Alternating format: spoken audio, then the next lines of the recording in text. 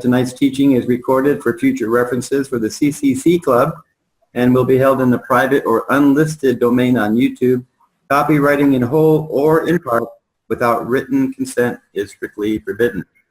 And with that said, we can go ahead and start the video, start that teaching.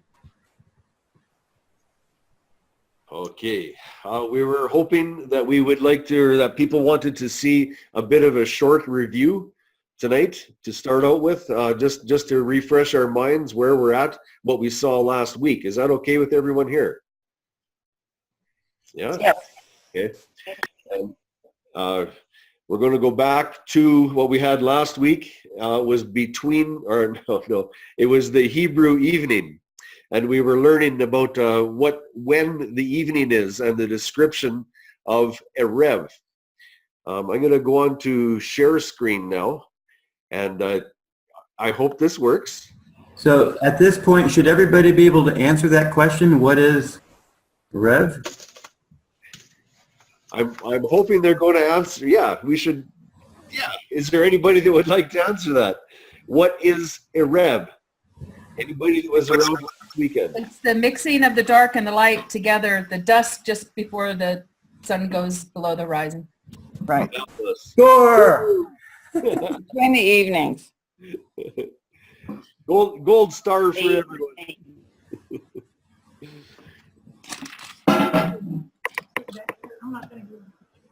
I'd like to start out the review this is the lexicon by John Parkhurst. It was written in 1762. It does not use the Masoretic vowel points, which is very, very interesting and a topic all of its own. I'm going to read, or is there anybody, can I have someone read this? That'd be better yet. Mona, would you? Tim, can you put it on slideshow so it's easier to read? Yeah. Thank you. I'd be happy to read it. Okay. Okay, let me get the people minimized. That's kind of in my way there. Okay. Hebrew English Lexicon, 1762, John Parkhurst.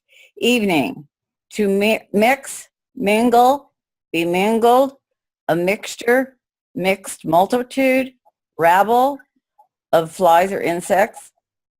Parentheses, J. Parkhurst then gives text where flies apply. The mixers, mixed ones, light and spirit mixed together.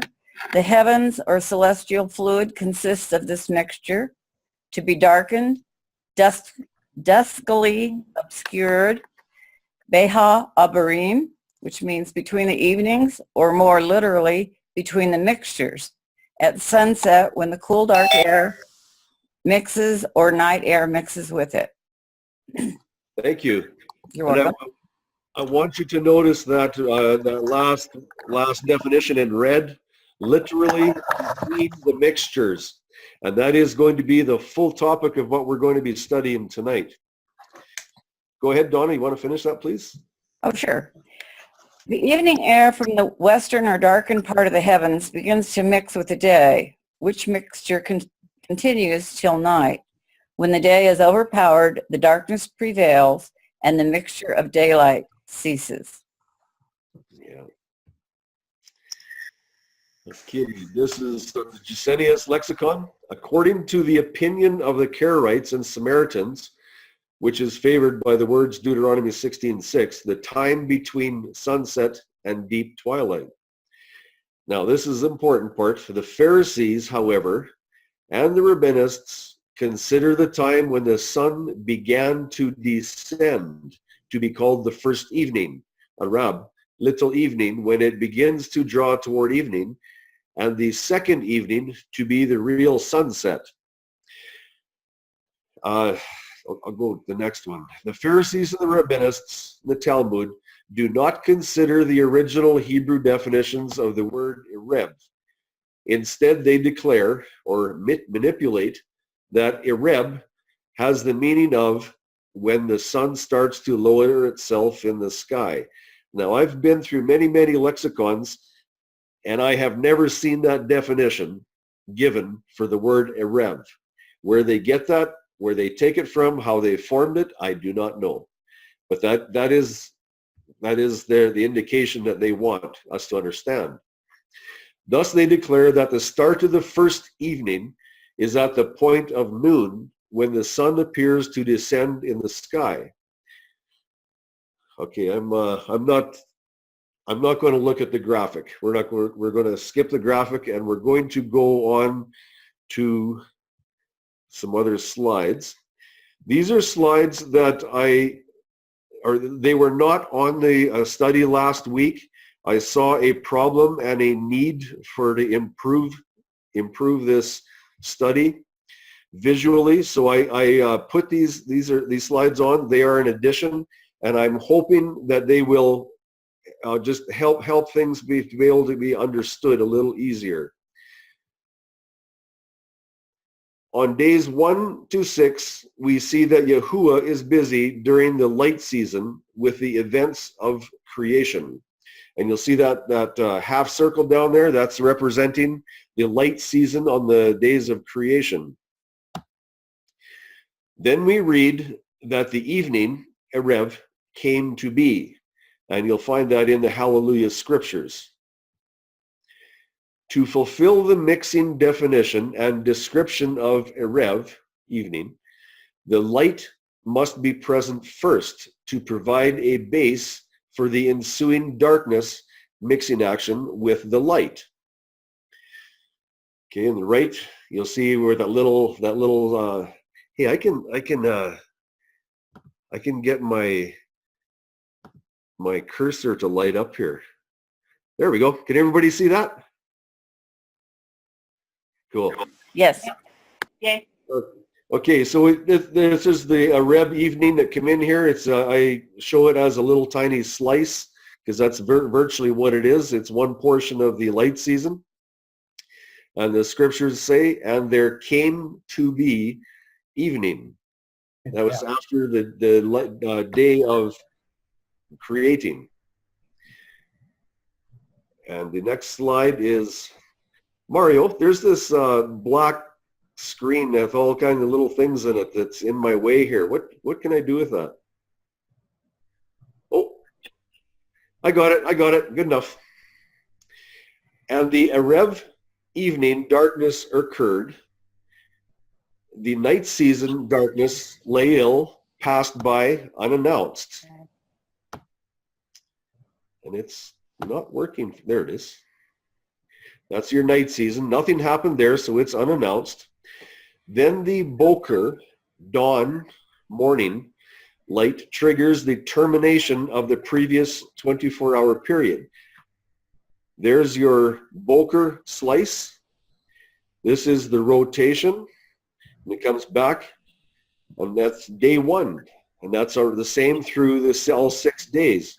And day 7, there was no work done. That's the only difference between the days. Yahuwah's days of creation were dawn to dawn. There's your Boker, starting at dawn. There's your rotation. There's your evening. There's your night. Dawn to dawn. Does everybody understand that? Can you see that from scriptures? Yes. Yes? Okay. Do you have any comments, Charlene? If there's anybody that has any questions about this study, we should hear them right now. Is everybody clear that the day begins with light and then the evening comes as the second component? Are we all on the same page? Okay. Very clear. So if any, okay. So I want to hear from the people that say, no, I don't get it. Oh, okay. So if we're all on the same page, then Tim and I want you to know that this is the foundational cornerstone of the whole calendar study right here, that the day begins with light. Evening is the second component. You cannot have an evening unless there's light first. It's impossible. So when we've been taught, a lot of us were taught that the day starts at evening. But the thing is, you can't have an evening unless you have light first. And you never have evening follow night. So the day has to start with light. So if you understand that, then you're well on your way for the calendar study. And there is one thing I'd like to mention. I'm going to put in a plug for one of my most passionate PowerPoints, and that is the unleavened bread consumption schedule. I have found when I plug in the sunset system of worship, I have found in the scriptures that it breaks the statutes of Yahuwah for Passover and unleavened bread. It makes it absolutely impossible to keep the commands that Yahuwah said. And so I'm not sure when that PowerPoint is going to come out, but it's very, very important because Passover and unleavened bread are coming up. And for those people that don't understand how the sunset breaks the statutes or causes the statutes to be broken, if those people are interested in the PowerPoint, please contact me and I'll send it forward to you because this is vital. It's very, very important. Okay, and Tim, when you're talking about the statutes being broken, you're referring to the dawn to dawn. This covenant of the day. Yeah, well, no, I'm the commands on how to observe Passover. The very, very ultra specific commands From evening to... on how to observe Passover, as in timing. Okay? They're very, very specific, and only by observing dawn to dawn can each and every statute and command be observed perfectly.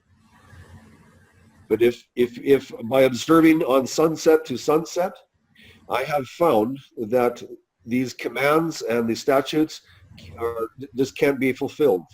They just can't. And this is very, very important, especially with Passover coming up upon us.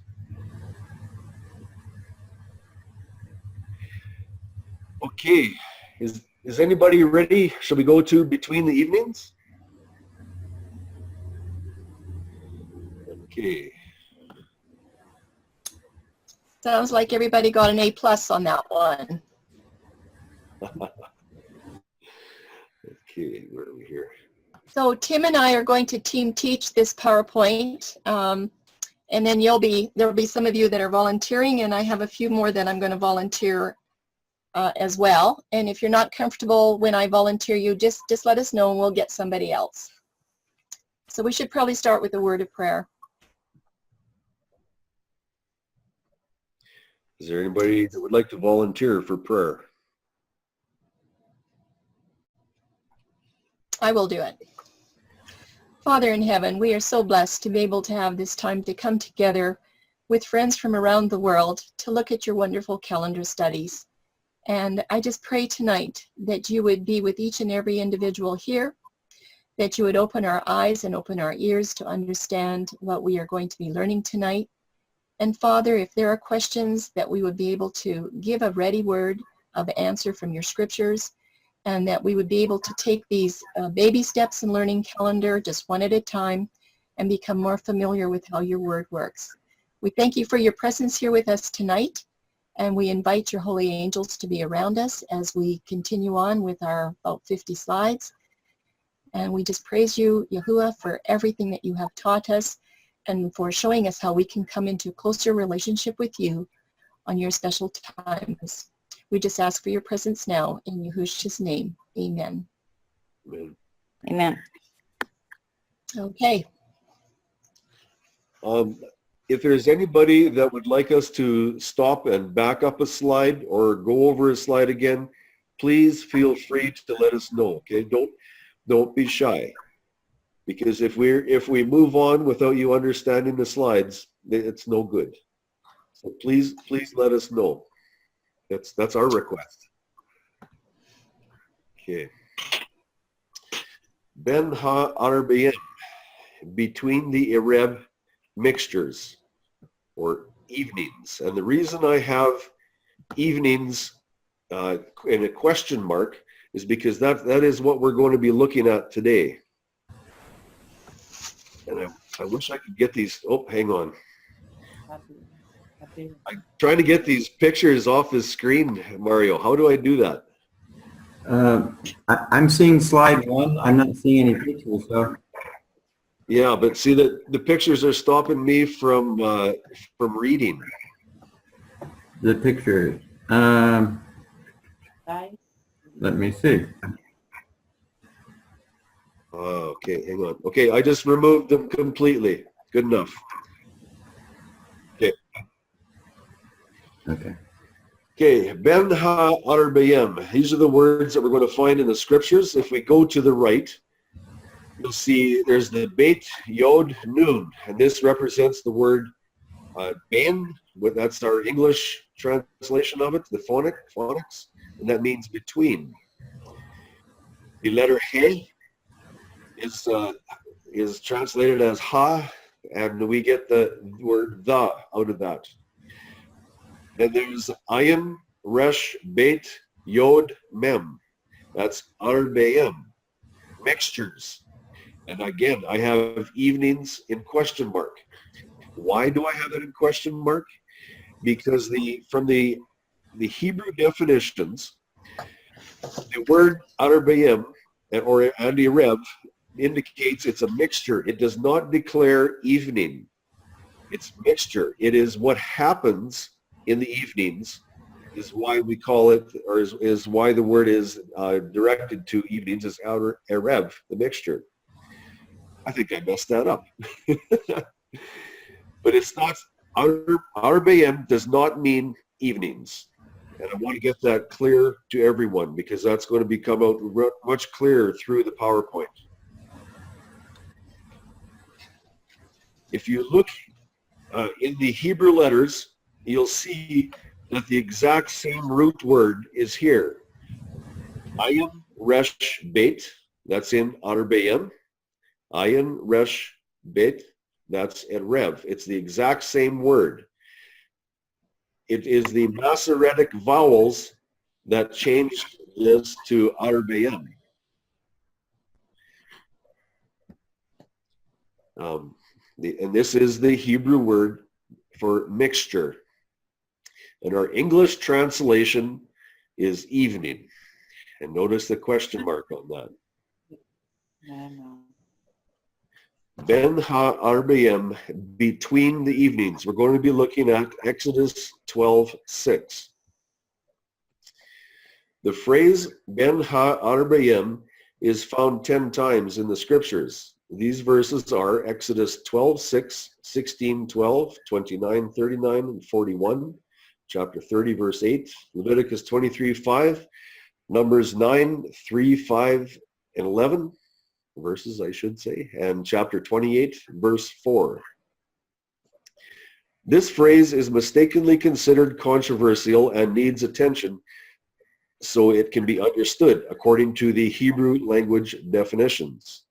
In the PowerPoint study, The Hebrew Evening, we have seen the definitions that profoundly expose the meaning of mixture, which applies directly to the word erev, or evening, so we're told.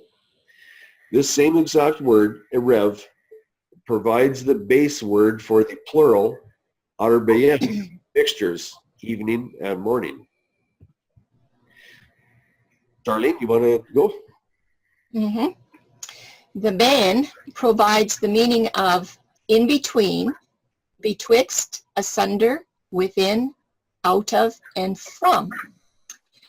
And John Parkhurst tells us that it gives a subtle credence to the Jewish concept of the evening starting at noon, but then it adds this interesting comment.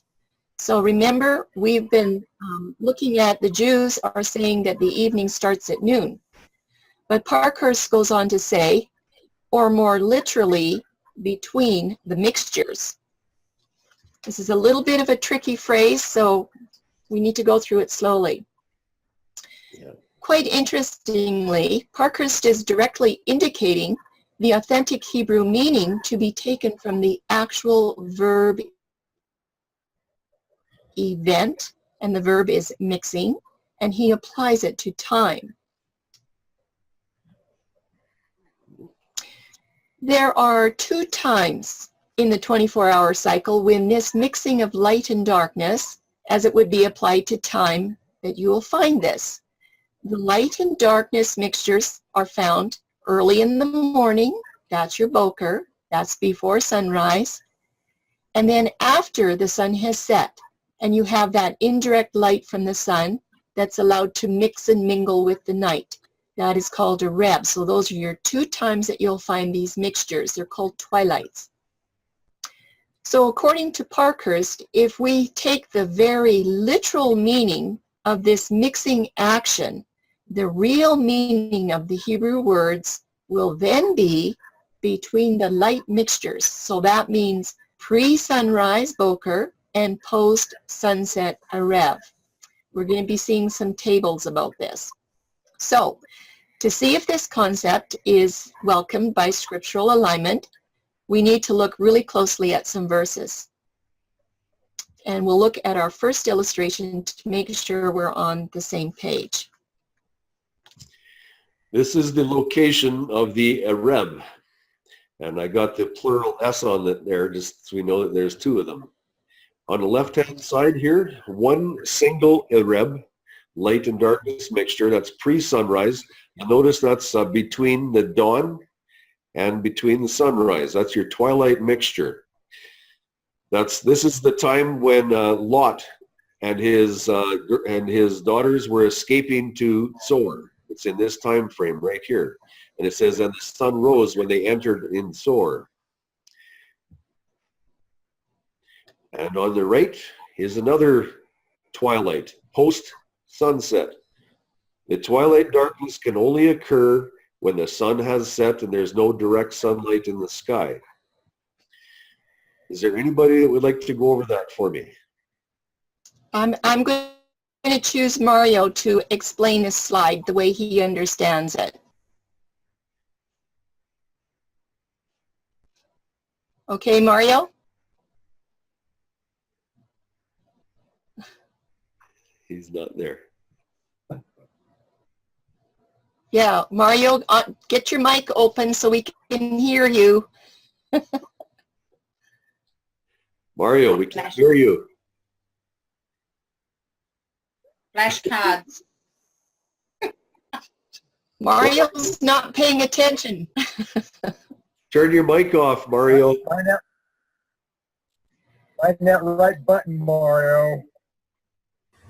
There we go. I couldn't get to the button at all. It was blocked by my taskbar at the bottom.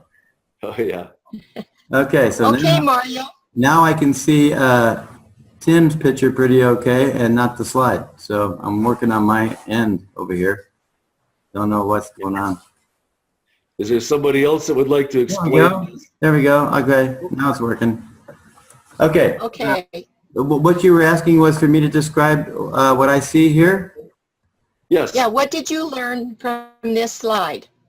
Well, that between the evenings or between the mixtures shows me all day.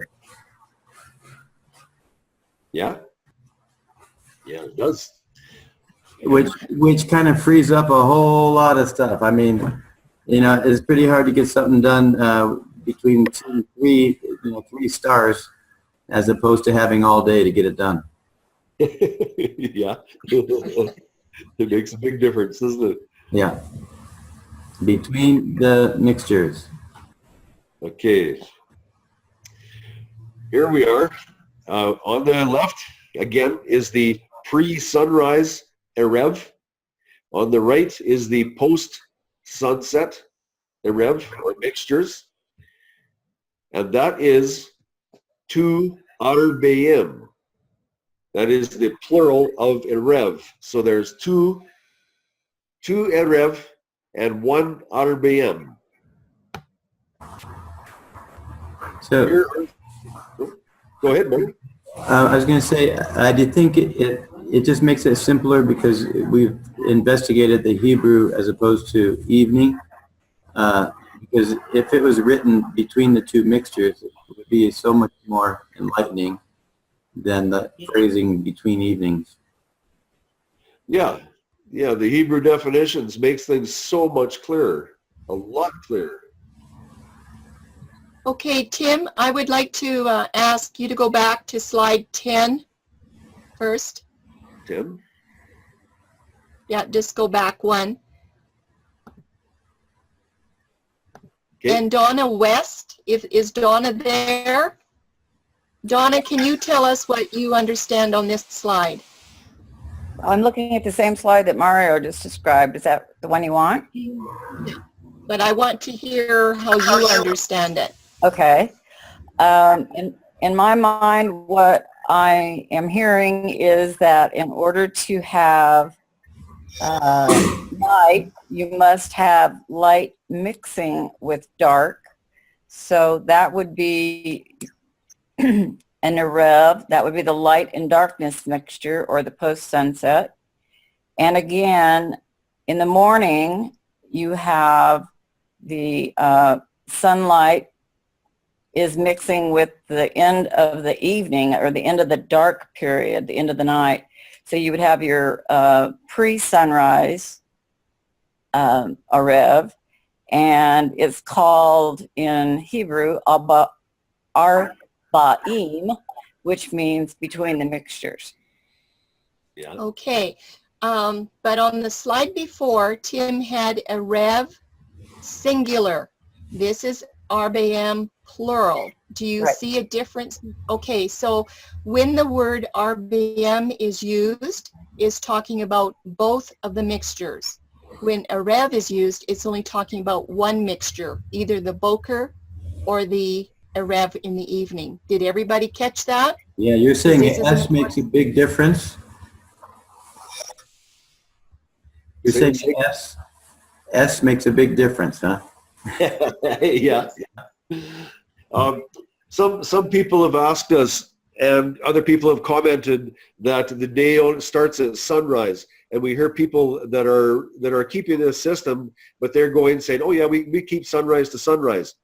Well, according to the scriptural definitions and examples, that's not quite accurate, because when the angel come to get Lot, it said, and morning had already began. So this would be the morning right here. This is the beginning of your full spectrum of the light season, because he escaped and he went into Sor, and it says, and the sun arose on him as he entered the city, or the small city. So actually, it's dawn. By biblical example, it's dawn that starts the full spectrum of the light season.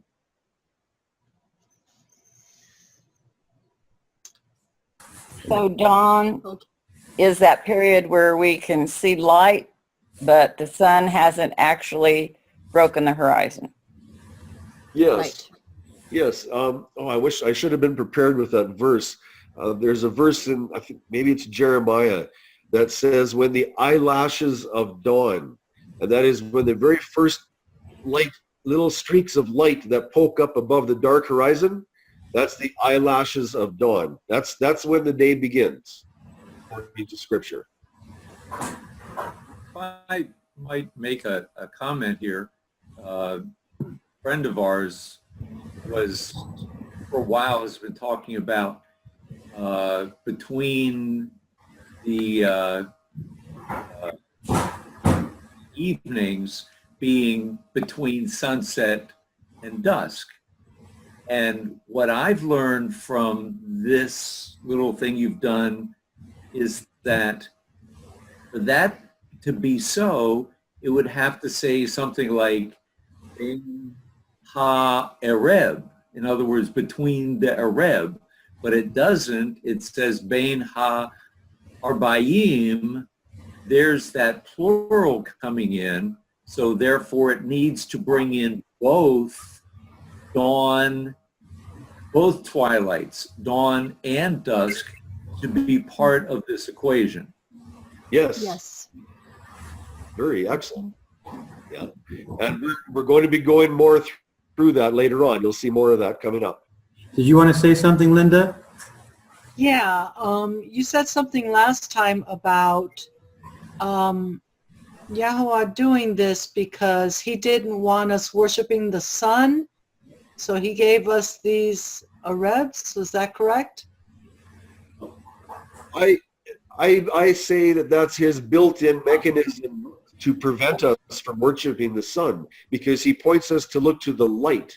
We're not to be looking to the orb of the sun. Like there's strong verses in the scripture that tell us, do not worship any of the Creation.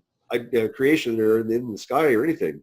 So if we pay attention to what he says, he has a built-in mechanism to protect us from that if we pay attention. Beautiful. Yeah. Yeah. It looked like Gary was going to say something too. He turned his mic off for a second. Did you want to share something, Gary?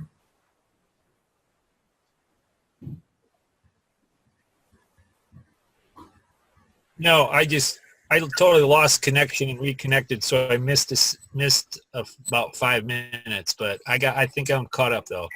Okay, great. Good. Okay, Gary, just stand by, because after Tim teaches the next slide, I want to hear some feedback from you on slide 11. Okay? All right. All right. Okay, so I go to the next slide. Yes, we've got 50 slides. We better get going. Yeah. Here are some more observations. Between the light and darkness mixtures cannot mean after sunset. Between is this arrow right here. After sunrise, up onto sunset, but not afterwards. Between means literally in between, in the middle of. It does not include the mixtures. Out of the 10 verses in the scriptures cited earlier, it should be possible to apply this statement without any conflict from the word. Okay, so Gary, it's your turn now to explain that slide to everybody else.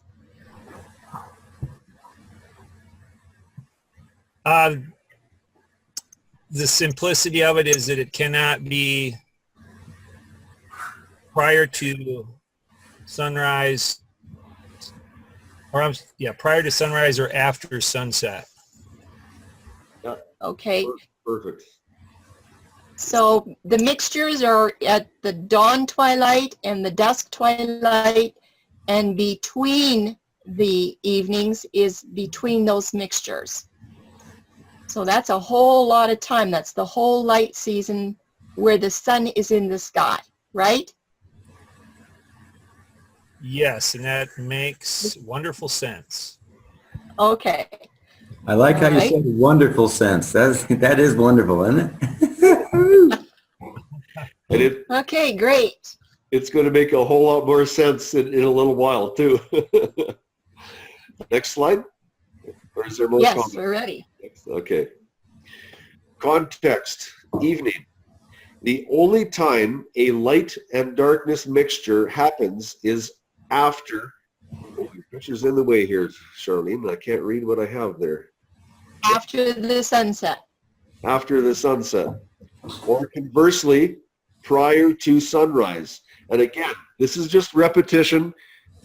You know, if you'd missed it out on the first slide, you'll catch it on this one. Hopefully we can get everybody on the same page here. Any more comments? No, excellent job. I had, Go ahead. something that comes to mind for me, I'm thinking about Passover. There's all these Israelites, Hebrews, that need to slaughter a lamb and cook it. Now, if they were to, Yahweh always, during creation, he worked during the light. I heard this said in last week's. He worked during the light. He would therefore want us to work during the light. So this, the thing of oh gosh, we're going to start at sunset, we're going to slaughter a lamb and then we're going to cook it and it's going to be ready to eat before 1 o'clock in the morning. I don't think so. So to me, there's so many reasons that this, the Passover, slaughtering the lamb and preparation and so forth, would have to happen during the full light of all the amount of time in the full light of day. We can, if you read Exodus 12:6, I think it's verse 6, it becomes so clear. Verse 6. And you shall keep it well, go ahead. We're coming up to that in 2 slides, Tim, so why don't we just wait and read it? And I think Linda's going to be reading it for us. Okay, then I'll continue on with this chart. I wanted to make a comment about something that he said, though, that was, we used to bring a lamb home on the 10th of what we thought was the first month every year. And we went through that whole ordeal, literally, physically.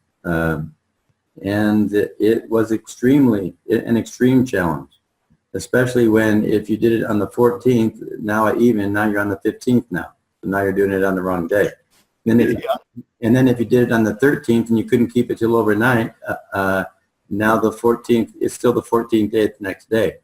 So we were like jacked up every single year, like for 10 years.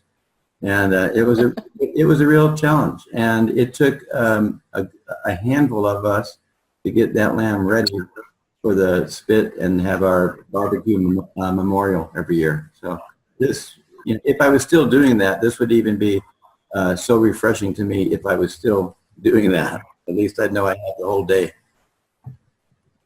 What about those people that get together and have a great big barbecue all day long? Like how great would that be? Yeah, right. This is just another chart. I want to make sure that everybody knows the word between. Not after, not before, but between. And you can see that with the bright blue bracket with the yellow inside of it. Between I do have sunrise and prior to the sunset. Go ahead. One question. This word between, that's not the plural, is it, or is it? It's between the mixtures. Yeah. So the between is the action. It's not a plural or a singular. It's an action. The RBM is the plural. Yes. Of mixtures. And yes. Right. I was going to ask Sylvia to give us her comments on this slide. Sylvia, Rudy? Okay, so then the arba'im, the between, it's, well, kind of self-explanatory. It's after the sunrise and before the sun sets, because the only 2 mixtures are between dawn and sunrise and sunset and night. So it has to take place. So with the example of the lamb, you could start, if you're preparing this lamb between the evenings, you could start right after sunrise getting that lamb slaughtered and prepped and ready and get it on to be cooking so that you will be ready to eat it when that evening comes. And you're still in the same day since the day begins. It looks like Dana, you have your hand up too? No, I was just agreeing. You were just agreeing, okay. Okay, for slide 14, Linda West is going to read slide 14 for us. Linda West, did she leave? You mean Donna West? You mean me? Or the No, other I've one? got, I mean Linda. Oh, okay. Exodus 12:3, speak to all the congregation of Israel, saying, on the 10th day of this month, each one of them is to take for himself a lamb, according to the house of his father, a lamb for a household. Exodus 12:4, and if the household is too small for the lamb, let him and his neighbor next to his house take it according to the number of the beings. According to each man's need, you make your count for the lamb. Exodus 12:5, let the lamb be a perfect one, a year-old male. Take it from the sheep or from the goats. Exodus 12:6, and you shall keep it until the 14th day of the same month. then all the assembly of the congregation of Israel shall kill it between the evenings. Judging by what we have been studying, the precious animal's life must have been taken sometime after the sunrise and before the sunset. There is no problem here. The scriptural and historical records show full compliance with this concept.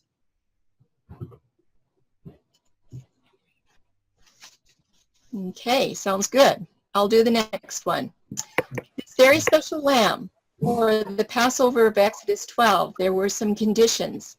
It had to be slain on Abib 14. It had to be slain ben ha-arbaim, that is between the twilight mixtures. It had to be roasted in a fire, and it had to be eaten precisely on that Abib 14 night. It was that night. Did you hear that, Number Mario? 5.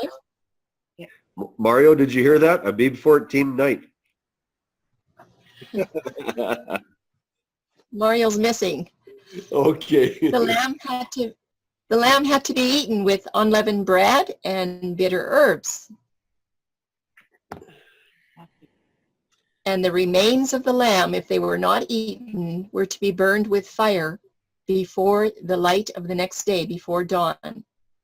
They had to have their loins girded in Exodus 12, their sandals on, and their staff in their hand, ready to go.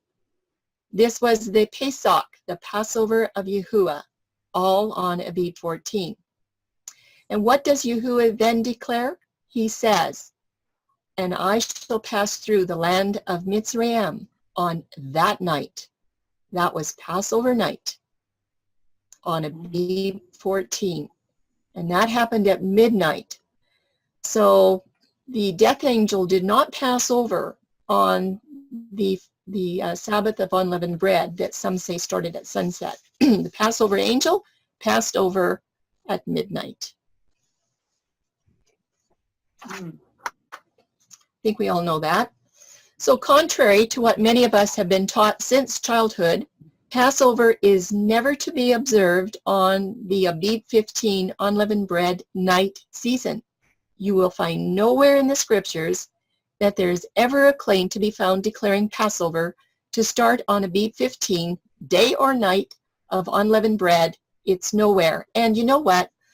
When we kept our very first Passover, it was in 2006.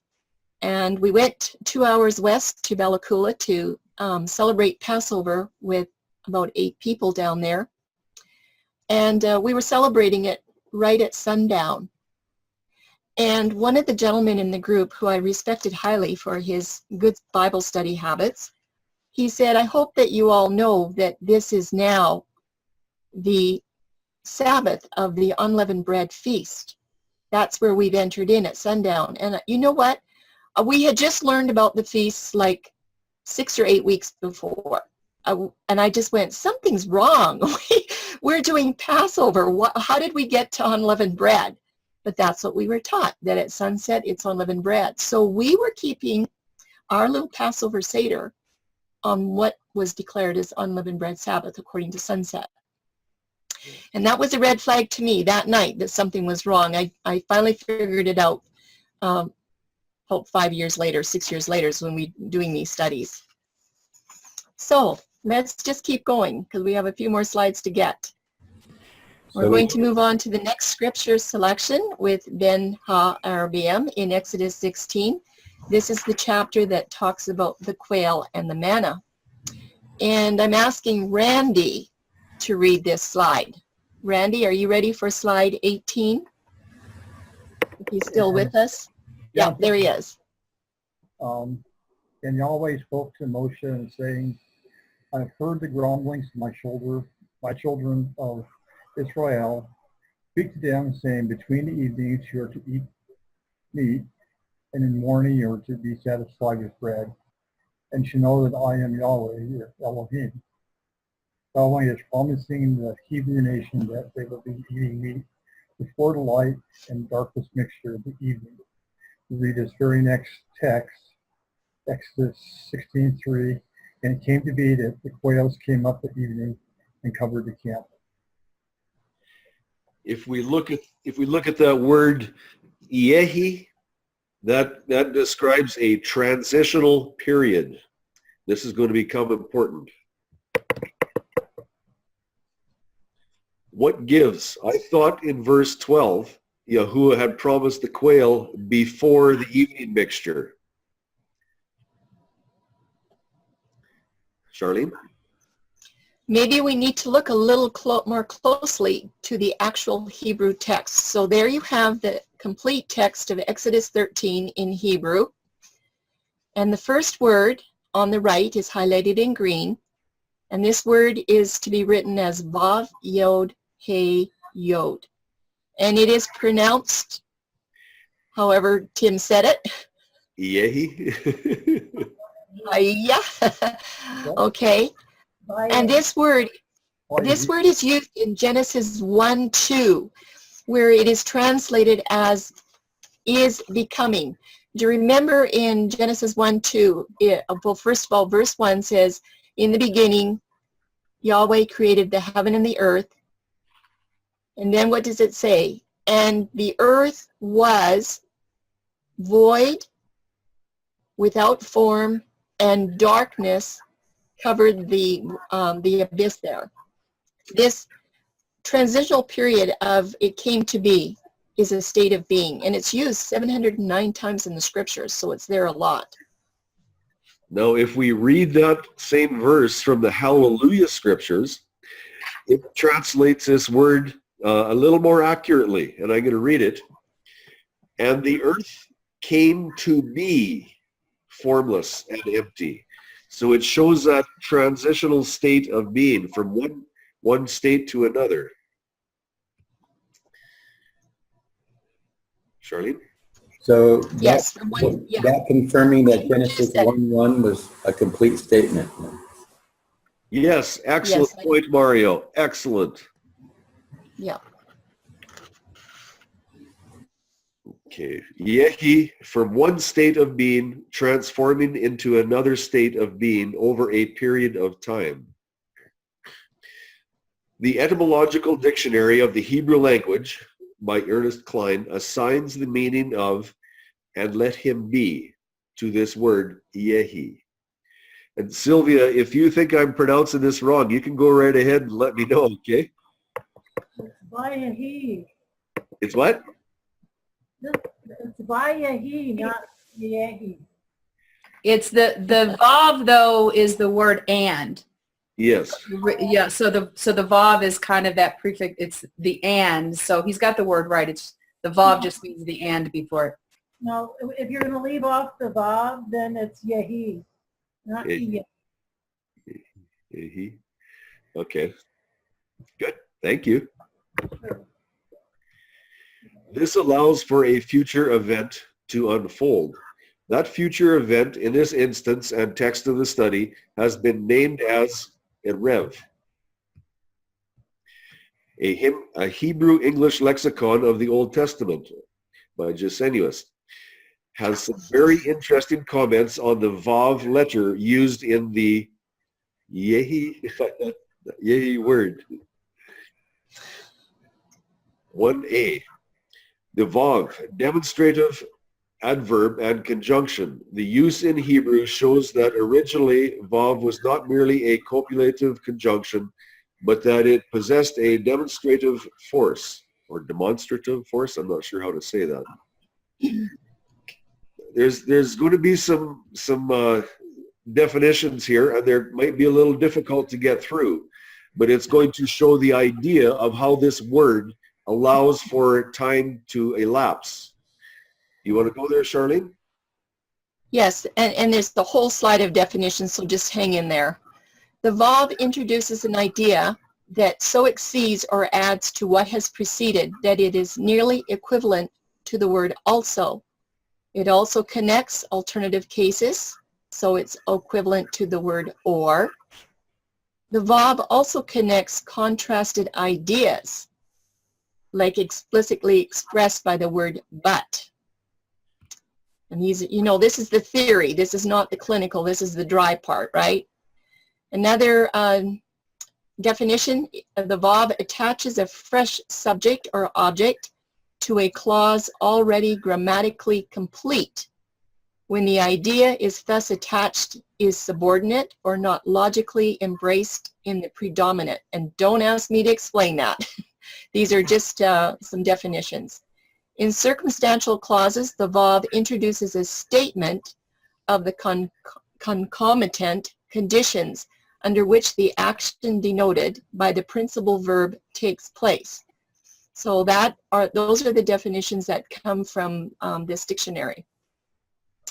This information quite easily provides allowance for the becoming action of VOB yod he yod, to understand that the evening period close to when the quail arrived was fast approaching and even close. The transition period changing from afternoon to the evening mixture of light and darkness was being achieved as the quail arrived. We have not been given a definite time of arrival. We are, however, given enough information to understand that the quail arrived very close to the evening mixture of light and darkness. Now, that should make sense because quail don't start to bed down until it begins to get towards the dusky time of the day. Otherwise, they're up in the sky flying around or eating or whatever. Yeah. One more definition here from Barker. The VOB is a paragogic where it connects the sense with something preceding and added first to a verb. And I'm not an English student, I can't explain it, but we'll see it explained in the scriptures. Once again, we see the ability to connect two different thoughts into one concept. The word paragogic means pertains to or contains substance within it. That's basically what paragogic means. Or contains relative substance is what I should say. Okay, we all understand that, right?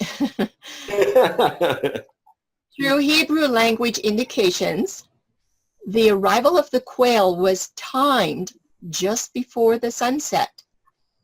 Of course, that would be the time when the quail would be flying low and looking for a place to settle for the night season because they go to roost.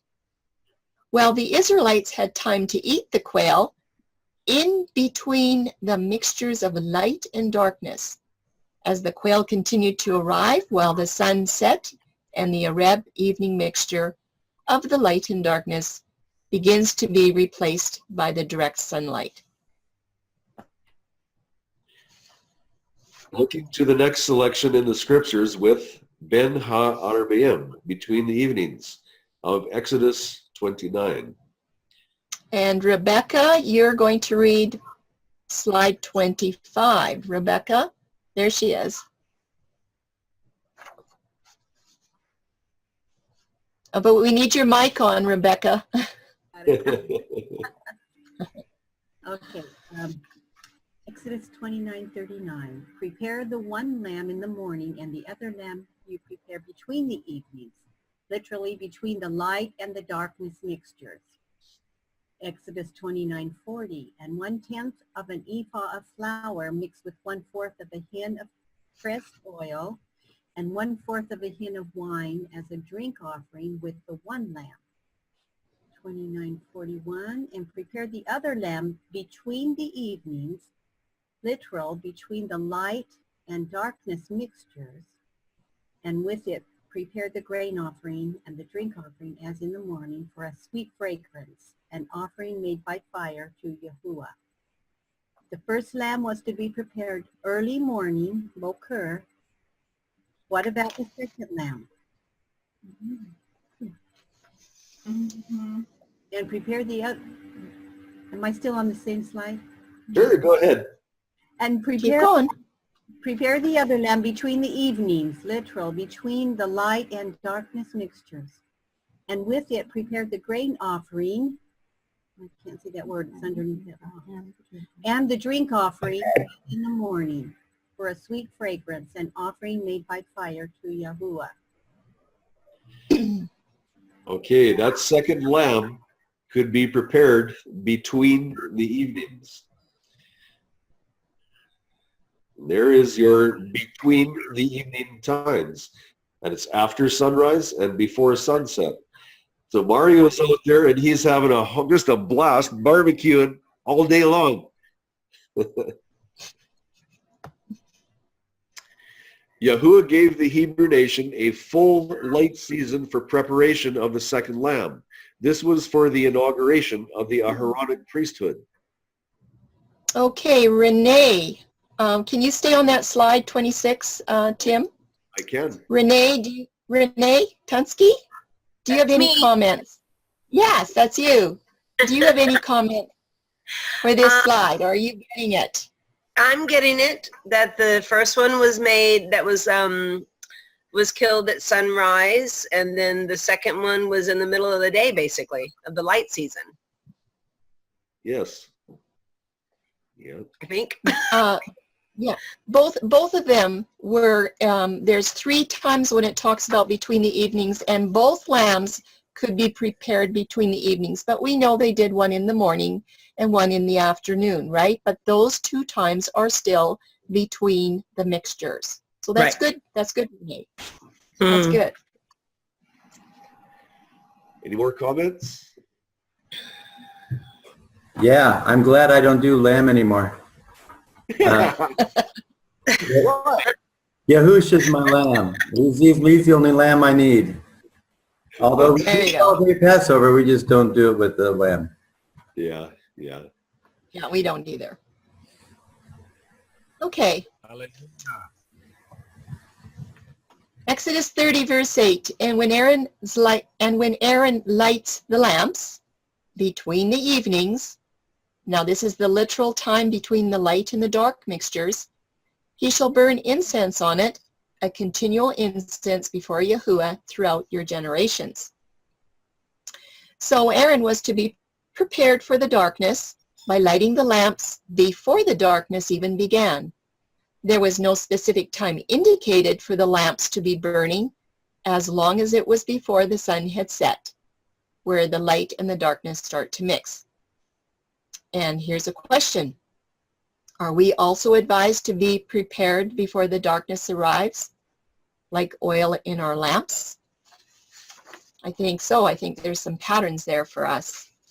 Charlene, maybe I should rephrase that. The question: Are we also advised to be prepared between the 2 evenings, between the RBM? In the light, because we're not supposed to be doing things, getting our knowledge at night. We're supposed to be prepared in the light. Look to the light always. Yeah, amen. We need to be ready in and out of season, right? Yes.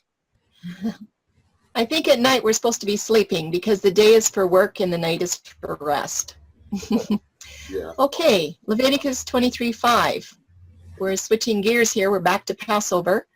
In the first month, on the 14th day of the month, and there's our phrase, between the evenings, is the Passover to Yahuwah.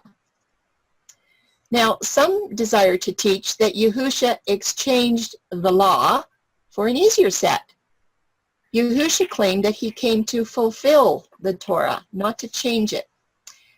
He says in Matthew 5:17, "Do not think that I am come to destroy the Torah or the prophets. I did not come to destroy, but to complete." And did Yahusha live up to that claim? Absolutely. He voluntarily delivered up his life, Ben ha-arba'im, between the evenings. We all know that, right? So did he fulfill the Torah? Did he? This is yes, and this is no. I can't see anybody on the screen, so I rely on hearing. Okay, well, they've got their mics turned on. Okay. Okay, Terry, you're going to read slide 29 for us. Terry, got your mic on? Rebecca, can you turn on your mic for Terry? Numbers There we go. 9 and 2. Now let the children of Israel perform the Passover at its appointed time. 9:3, on the 14th day of Thank you, honey. between the evenings, literally between the light and the darkness mixtures, perform it at its appointed time. According to all that its laws and right rulings, you perform it. So they performed the Passover on the 14th day of the first month between the evenings, literal, between the light and darkness mixtures, in the wilderness of Sinai, according to all that Yahuwah commanded Moshe. So the children of Israel did.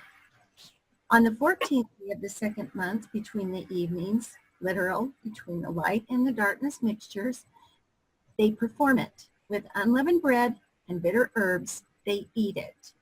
It will be very good to read verse 12 at this point too. Clearly, the remaining statutes pertaining to the Passover were not to be forgotten. They also must be fulfilled according to the scripture specifications. Okay, Terry, do you happen to have your Bible there to read Numbers 9:12? Sure. Okay, and while she's getting that, do you notice that there's 3 times that between the evenings is in this passages here? It's mentioned 3 times. Numbers 9:12. That's really interesting. Yeah, verse 12.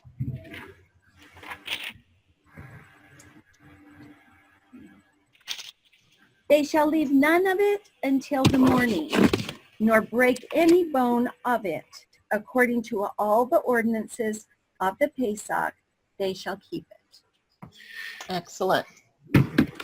Is it becoming a little bit clearer why that it shouldn't, the remains shouldn't be left until morning? What would cause the morning to be an important point? It's a new day. What day? The next day. What day? Unleavened bread. What festival? Oh, unleavened bread. Yes. Yes. Yay! And also, if I might just add here, these descriptions of the Passover lamb that we find in Exodus and Numbers are the type for our antitype, the Messiah. He has to follow all of the type and fulfill the type in the Passover lamb that we find in Exodus and Numbers, etc. He is the fulfillment. So that means, as we're going to find out when we ever get to the Passion events, which is quite a ways down the line, that when Yeshua was taken down off the cross and made ready for burial, Joseph and Nicodemus, according to these types that you find in Exodus 12, had all night to wash his body and clean it according to the custom of the Jews, and to give him tender loving care in his burial, in the wrapping of all the linen and the spices, so that he could be carefully laid and placed in the tomb. But the one condition was that they had to be done before the morning. He had to be in the grave and out of sight before the morning, just like the lamb had to be burned and out of sight before the morning. So everything had to be done on the Passover cycle of 24 hours. We'll go into that in a lot of detail when we actually do that study. And I guess I'll I'd also like to point out that the body of Yahusha was not even asked for until the evening had already arrived. And now that we have learned what the evening or a rev means, that means that the 2 witnesses in the scriptures tell us that the body of Yahusha was not even asked for until after the sun had set. So how is it possible for us to be taught that he was buried before sunrise or before sunset, when his body was not even asked for until after the sun had already set? I have a question. Yes. That brings a question up, Tim. I was always taught that Jewish custom was that the body had to be off of the cross or tree or whatever before dark. Get ready to enter it. That's right, because tomorrow was unleavened bread, the high Sabbath. But the Well, the context there was not of the Passover. It was not of the Passover lamb. The context was simply be people being hung or nailed on the yes. cross. And the yes, and it also says that they were not to leave the bodies on the crosses over the night. I don't think there's a distinction that it had to be off the cross before evening or night, but not to remain over the night. Right. But also Yahusha had to follow those commands as well, because those are in Torah. So his body was taken down. Yes, it was. Mm-hmm. He was not on the cross over the night. He was being in the burial process through the night season. And we learn in Luke 23:54 and 55, I believe it is, that it was still the preparation when they buried him. It was still the preparation night, and the Shabbat Epiphosko, which means grew light. So just they had spent the full night burying him, processing him, getting him ready to for burial. They put him in the tomb, and when they had done that, the Sabbath began to grow light. We're going to go into that. Okay, Tim. And that Sabbath that began to grow light, that was unleavened bread, correct? Yes. Yes. What day of the week was that? What cycle of the week? It was on the fifth day. Yes. Yes. The fifth cycle of the week. Yes. Excellent. I think Tim, Danon had a Tim, comment. what's the name of the study that you have that shows the preparation day in the Gospels? What's that particular study? That's such a wonderful study for the subject. It talks about the Pacific preparation. I have 3 of them, and I think Charlene has a couple also. The ones I have are called the crucifixion according to John, and that the one that goes with that is called Roman Reckoning. They have to be read together to understand it clearly. Right. The other one is Matthew 28, end of the Sabbath, and that goes through the Gospels and with the crucifixion in mind, and it's very, very, very clear there that the crucifixion occurred on a 4th cycle. I also have another PowerPoint that is called a 6th cycle crucifixion, and that goes through the scripture step by step and shows how it is absolutely impossible to have a Friday crucifixion. Right. Thank you, Tim. And just make sure that everybody's got copies of these so they can go to the computer and review these presentations. There's so many of them. Thank you. They're all available to whoever asks. We'd be happy to send them out. Okay, Charlene, are we going to continue with this slide? Yes, let's do the very last entry for this phrase between the evenings. That's Ben Ha RBM. You find it in Numbers 28:4. This is number 10. The one lamb you prepare in the morning, and the other lamb you prepare between the evenings. We've heard this many, many times already, this particular phrase for Passover. Literally, it means between the light and the dark mixtures. So once again, there is no problem with understanding this phrase between the evenings. As the original Hebrew definitions indicate, it's always between the light and dark mixtures. So that means with this knowledge under our hat, is there a possibility of other problems using the phrase between the evenings? And what could possibly cause any problem from relying on this phrase that is written in our scriptures? Because the Jews have another understanding of this phrase. And, I was taught the Jews haven't got a thing wrong. They know it all. Just listen to them. The real questions will be, we have a couple of questions here. The real questions will be, did the scriptures define this particular time, this between the evenings, as, now listen, Is it when the sun was going down, as in the time frame from afternoon until sunset? It might be a tricky question. Does somebody want to answer it? It's a tricky question. Can you repeat the question? Okay. First of all, we decided that the scriptures are telling us that between the evenings is between the dawn twilight and the dusk twilight, Boker and Erev.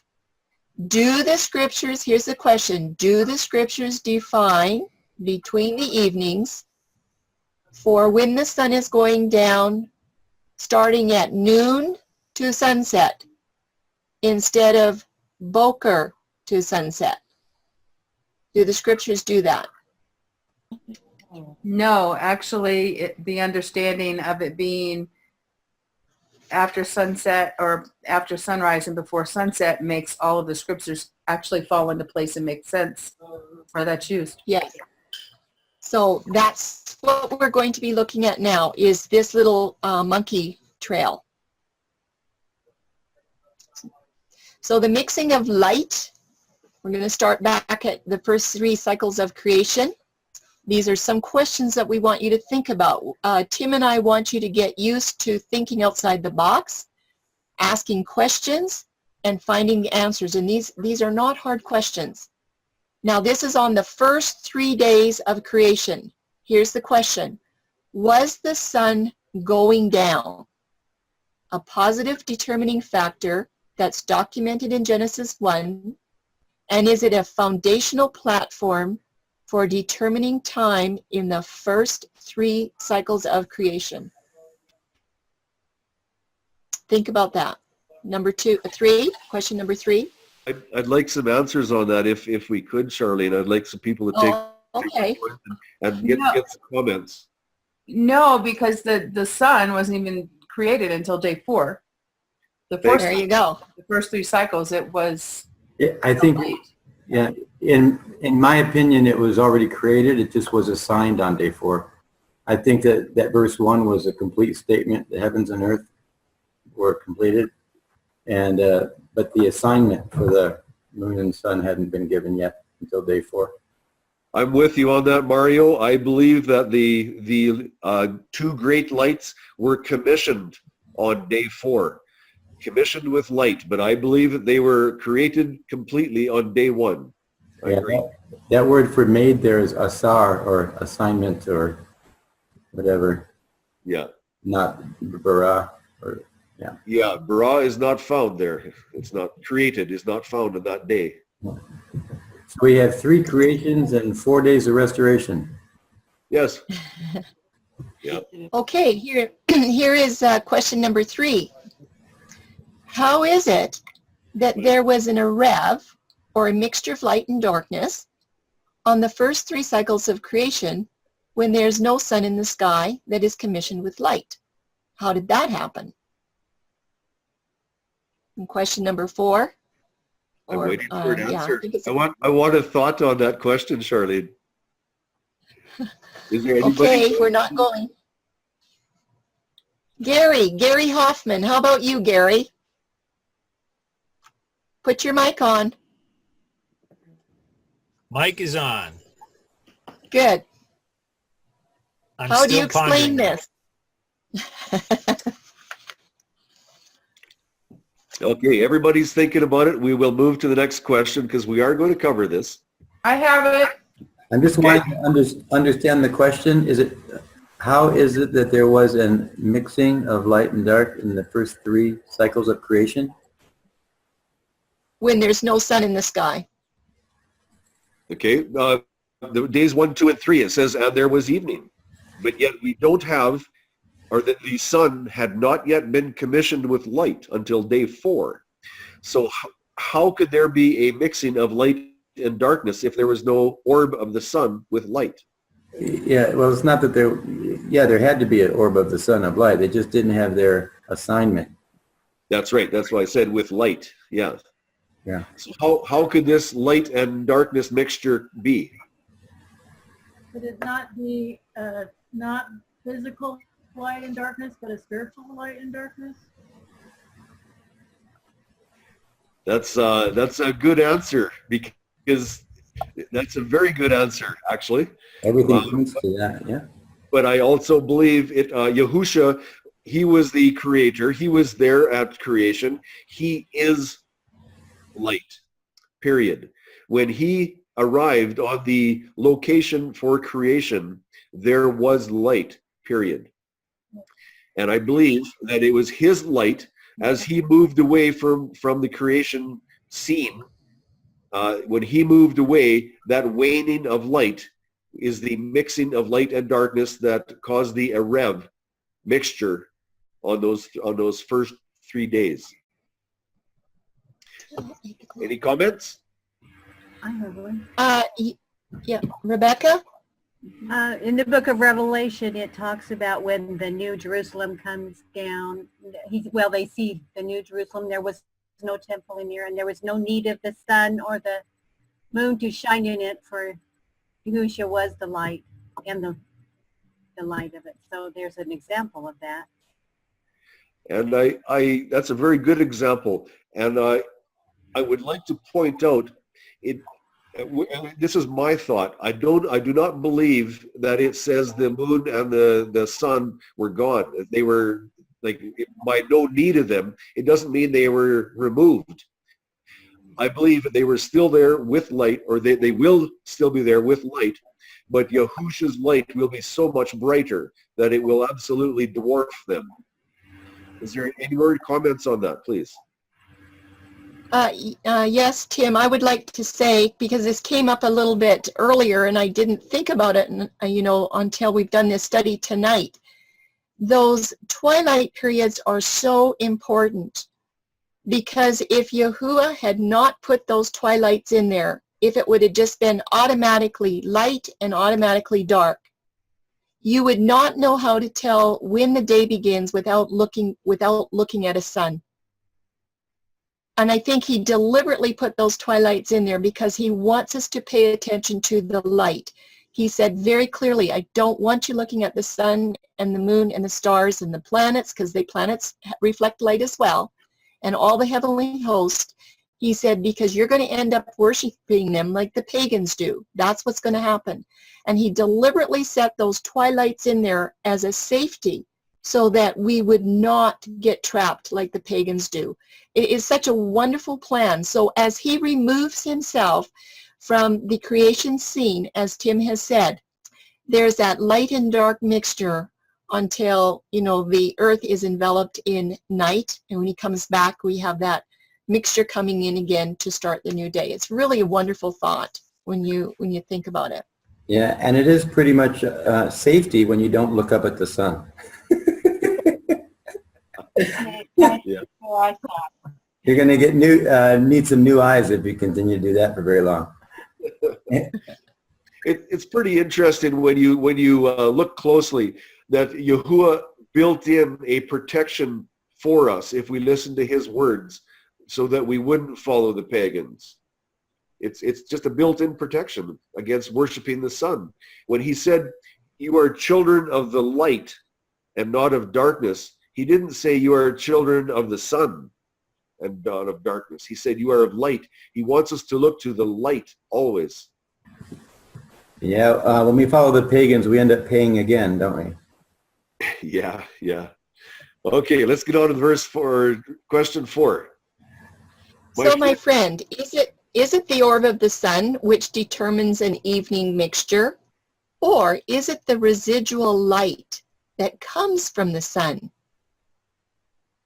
Yes, Yahushua provided the light for the first 3 cycles of creation, and possibly for some on the 4th too, because when he came to light the lights in the sky on the 4th day, it had to be his light that started the boker of day 4, because the sun wasn't lit yet. So the sun gave its very first twilight at the evening of the 4th day. And that is another covenant of the midst of the week. I was just going to bring that up, Darlene. If you could expand on that, the covenant of middle of the week. The midst of the week. We believe that right in the midst of the week, when you take the week from day 1 to day 7, and you get the exact midst of the week, it's going to be the evening of the 4th cycle. That is the exact middle of the week. That links into Daniel 9:27 that says that the Messiah will be cut off at the midst of the week, and all the sacrifices and oblations will cease. The offerings. So by Yahushua was crucified, he died. I believe it was around 3 o'clock in the afternoon, the 9th hour. But Daniel said that by the middle of the week, the midst of the week, all the sacrifices and oblations will cease. And we have a quote on the very last slide by Josephus that tells us that the sacrifices were all done by about 5 o'clock in the afternoon on Passover day. And 6 o'clock, or about 6:20, is about the time that the evening twilight will be seen in Jerusalem on Passover day. So the prophecy was fulfilled. We're seeing the sun in the sky determines the midst of the week, the very first time in creation week. It is the covenant for the midst of the week that points to your Messiah, that was also fulfilling a prophecy in Daniel 9. And we have a study. Fulfilled to the very nanosecond. Yeah. That's yeah. right. I To got the moment. I have something I want to share. You hear me? Yes? Okay, I was just going to share that, that the covenant week, when Yahweh made the sun, the moon, the stars, that he made that sun and the moon and the stars for 5 different reasons, and one of them was signs. And I have to ask that question, what was the thing that the sun set? It showed a sign of marking the midst of the week from the foundations of the world when the Messiah was going to be crucified. The Father engraved it in the covenant week of creation. And that sign it marked the first twilight.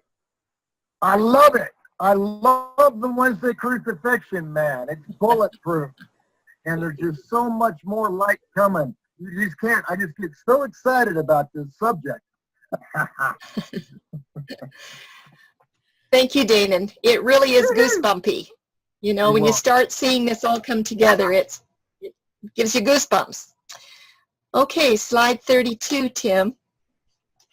So some might say that this is splitting hairs, but the fact is there was no sunlight on the first 3 cycles of creation, and there was still light to cause a light and dark mixture, and that was named Erev. So now tell me, how is it that today the orb of the sun is identified as being the determining factor for identifying when a Rev evening or this light and darkness mixture can exist? How does the sun get this identification? Now, I'm hoping that people understand that the reason I'm asking about the orb of the sun is because we are told by the Talmud that the first evening starts when the sun goes down in the sky. So this is what this question is referencing right now. How did we go from the light to identifying the sun? Where did this come from? Well, is the answer that because the mixture belongs to the day season, and they just pretty much reverse everything that's true. So, I don't know. Yes. It's the word I like to reference is convolute. Things get twisted, and that's exactly what the adversary did in the Garden of Eden. He convoluted the truth to Eve, and he can't do anything but convolute.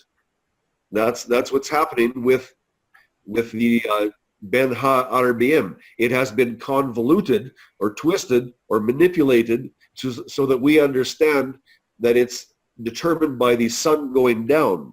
But instead, when you go back to the Hebrew definitions, it's the light between the light and darkness mixtures. Okay, number 7. Where is the light and darkness mixture during a hot afternoon when the sun is directly overhead and at about 45 degrees Celsius?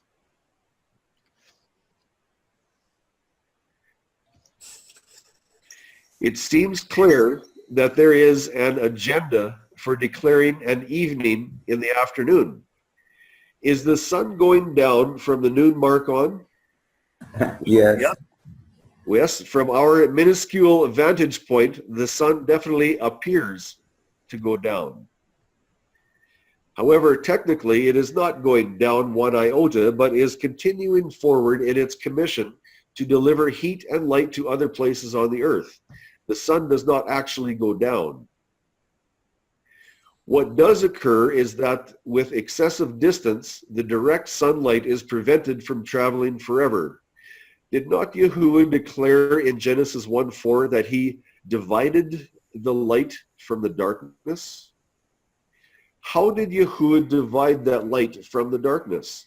Is it possible that he, at that time, put a limitation of sorts on light itself? Why does the light from a flashlight not shine forever through eternity? Is it possible that there is an unknown limitation on the light?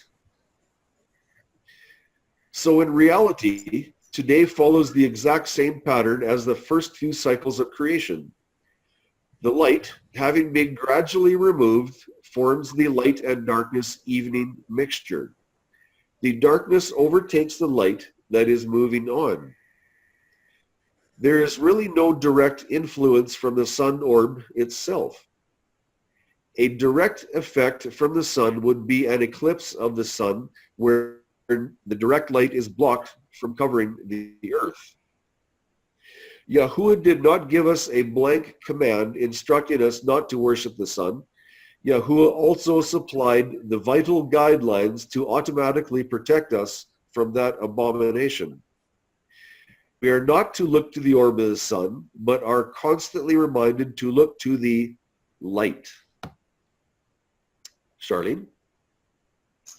But yet we are taught to accept from the Jewish concepts without any questions, because the Pharisee-derived Talmud said that immediately after the point of high noon, the sun has begun to go down, so therefore that part of the day is called the first evening. That's what they say.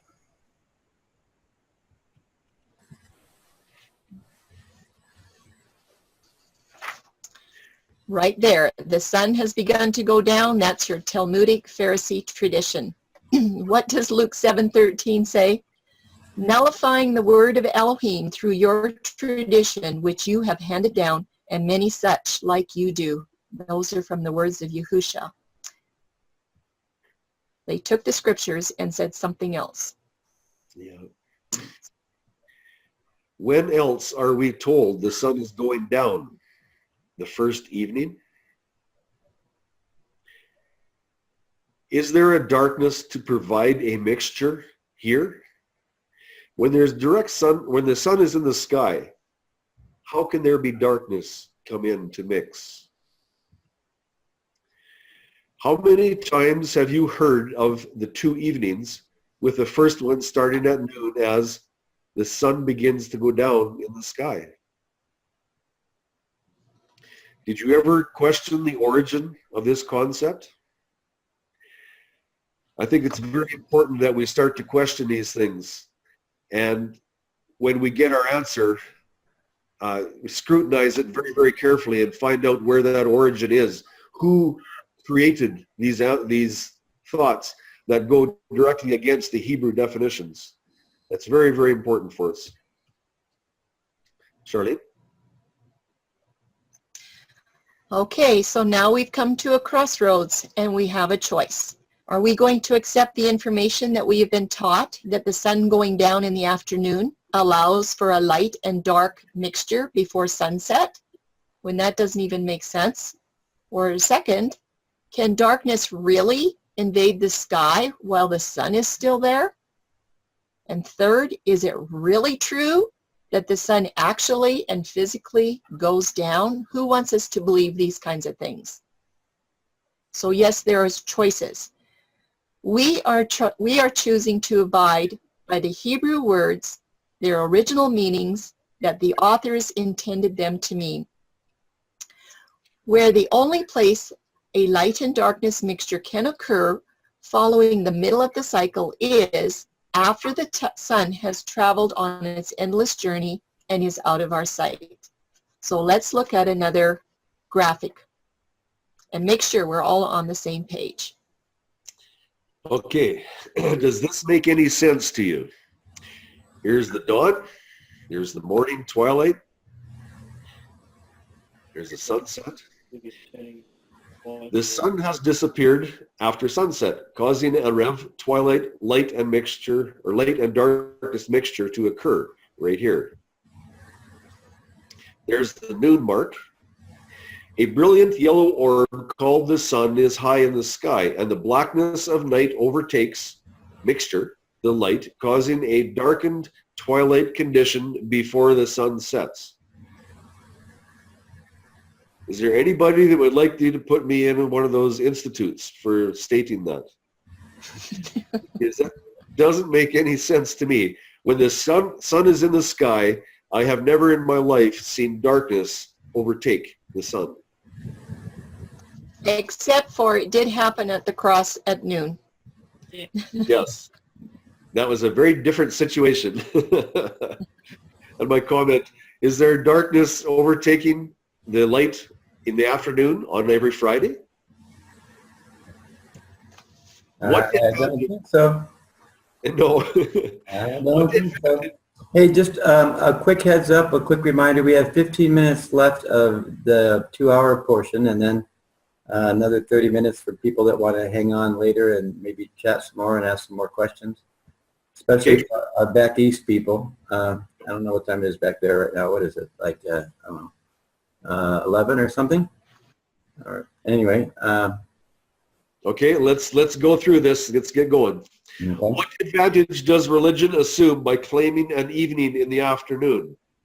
A misunderstanding of this phrase, between the evenings, can and will cause huge problems with the passion events of Yahushua's burial. What if Christianity was bent on showing a Friday before evening burial of Jesus, so they could have an inclusive 3 days, allowing Jesus to be resurrected on Sunday morning? When Matthew 27:57 claims Joseph requested the body of Jesus when the evening had arrived, it now becomes ultra easy to say Jesus was buried before sunset. There was enough time to casually wrap him. Oh yes, that might mean Jesus was buried before the sunset Sabbath too. What about Mark 15:42 and 43? And when evening had come, and we all know what that word evening means now. That is the light and darkness mixture. And now notice the small letters beneath. I'll start over again. And when evening had come, we can say after sunset, because it was the preparation day, that is the day before the Sabbath. And then Mark 15:43, Joseph of Ramathaim, a prominent council member who was himself waiting for the reign of Elohim, came, boldly went into Pilate and asked for the body of Yahushua. Does everybody see here that the sunset had already passed, because it says it's evening, the twilight and darkness mixture. The sunset had already passed. Mark calls it the preparation day. The sunset did not change the day on this particular event. And only after the sun had set did Joseph of Ramathaim come and ask for the body of Yahushua. Does everybody see that?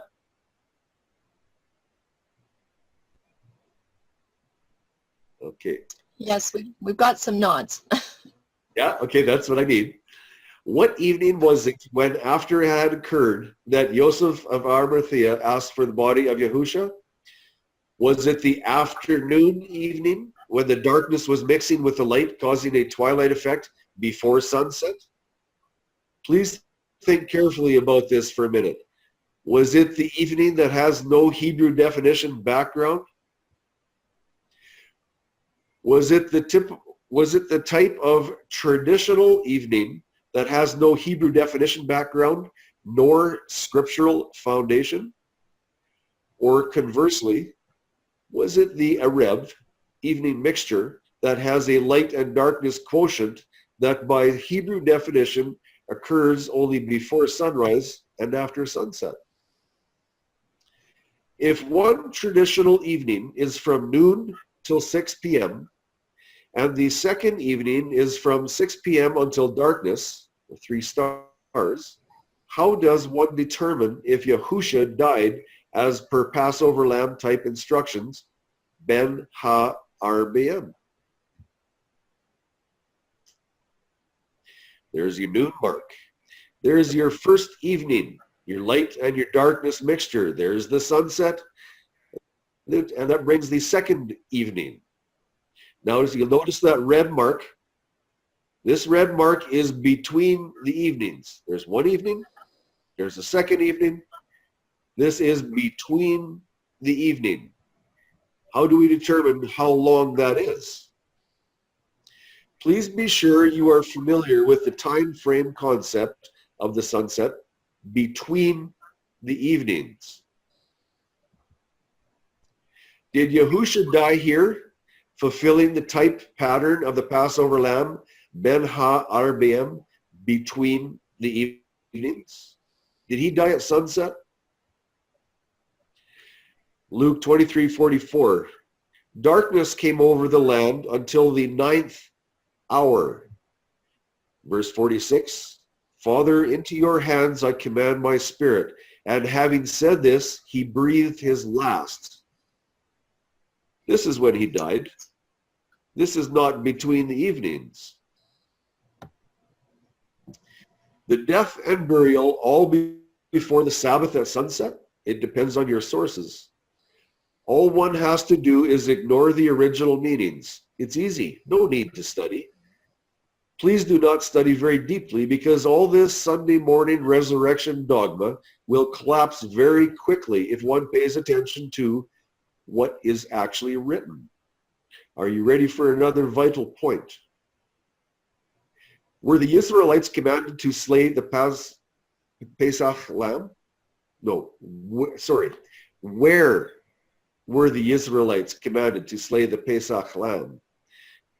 Deuteronomy 16:2. And you slaughter the Pesach to Yahuwah, your Elohim, from the flock and the herd, in the place where Yahuwah chooses to put his name. At what location did Yahuwah declare his name would abide? Where did Yahuwah claim his name would dwell?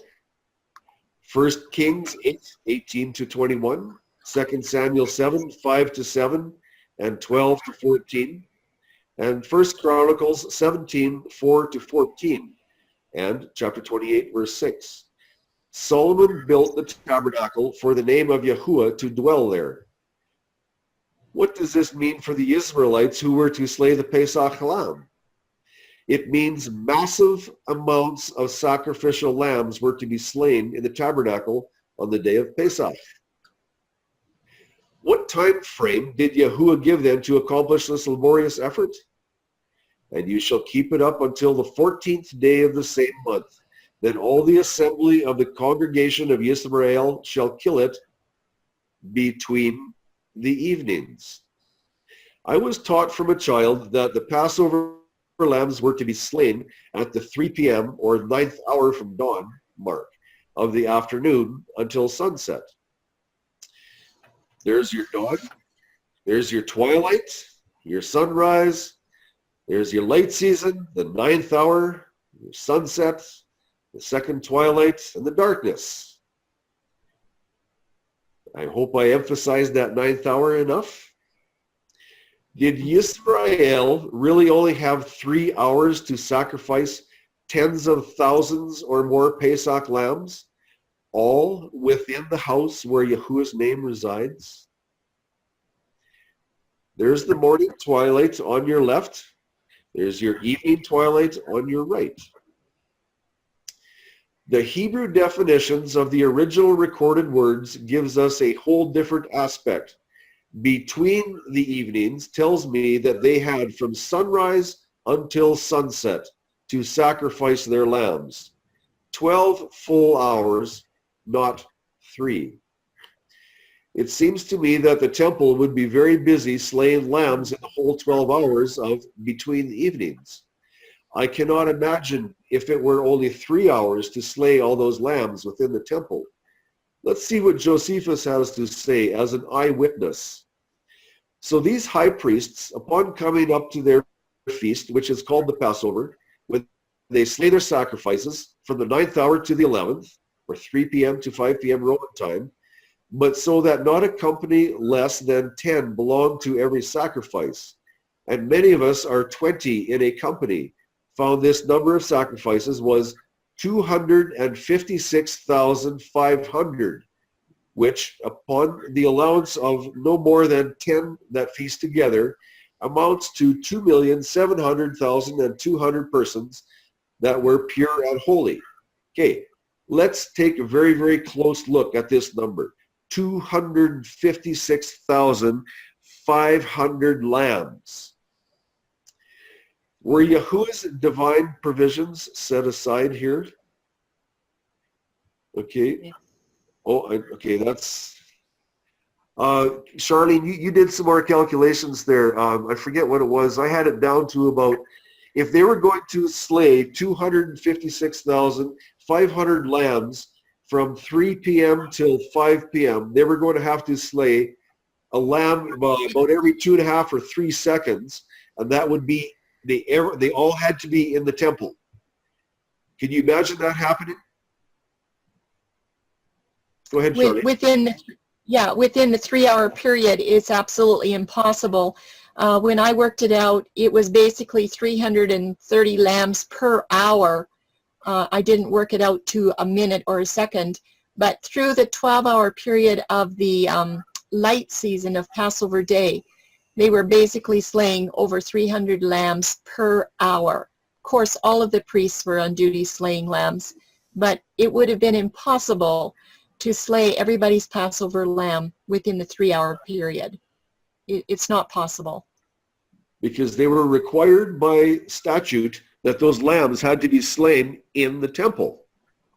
So now it makes a whole lot of sense when we go back to Exodus 12:6, and the original command was to slay your lamb between the evenings, that is between the Erev mixtures. It just makes so much more sense. It brings so much clarity to the scriptures. Okay, let's open this up for whoever has got discussion. Whoever wants to ask questions, fly at her. Well, first of all, let me say thank you guys for doing such an excellent job. Tim, awesome. Charlene, thank you. I don't know about anybody else, but I think I see more clearly, just a little bit more clearly. Hallelujah, you are not alone. This is excellent. Just everything just makes sense now. Yeah. It's very great. So, and it's, I see more of it, I think, than I saw before. I thought I was seeing before, but I think I see more. And that, everything, even, everything, truly. He says, I am the Alpha and Omega, the beginning and the last, or the Aleph and the Tav. He meant he's all of it. Everything points to him. Wow. I don't know what else to say. Any questions, anybody? I have a comment or a question. Okay. If we say that the evening Areb begins with noon, when the sun begins going down, supposedly, then wouldn't we need to be consistent and say that the morning Areb lasted from the first rays of light until noon? And if that's the case, we would be having Areb all day.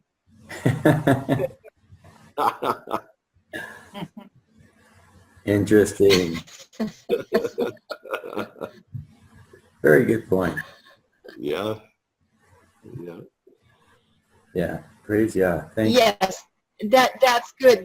Those are really good questions. And when you start to think about it, you will have lots of questions as well. So that when someone comes at you and wants to accuse you or rebuttal you or say, no, you've got it wrong, you will have some questions to turn back to them. These are simple questions. This is a way of teaching. It's the way Yahusha taught. He asked simple questions that he knew everybody knew the answers for. And if you read your Gospels through 10 times in a row, you'll find it, just like I did. The scribes and the Pharisees would not answer his questions because they knew that he had them in a corner. So they would turn around and walk away. And that's an art, it's a science, it's a technique of learning how to teach by asking just very simple questions. So I appreciate that last question a lot. Yeah, and we are in a different season than we've ever been in before. I think people across the board, believers, non-believers, everyone can agree that they've been deceived about pretty much everything. Regarding the governments, regarding religion, regarding faith, all those types of things. They're starting to see that, hey, maybe we've missed something along the way. The deception is being open. I think Yah is doing that before our very eyes. So Charlene and Tim, I want to thank you for spending all the time and years that you guys have done it, so that now in this season people are able to grab a hold of it much quicker, I think, than it used to be. If anybody has any questions, we can discuss them. Like, I know we're pretty well out of time, but we can discuss them next time we get together. If you want this PowerPoint and to go over it yourself and so you understand it better, you're going to have this, Mario, and or I have it, whatever. It's free to anyone who wants it. Okay. Yeah. Also, you can feel free to make those requests either to me at Mario@torahtothetribes.com or Charlene at torahtothetribes.com or Timothy at torahtothetribes.com. Or you can request it through calendar at torahtothetribes.com. So if you don't have a copy and you're wondering why, it's because you haven't sent in a request for one.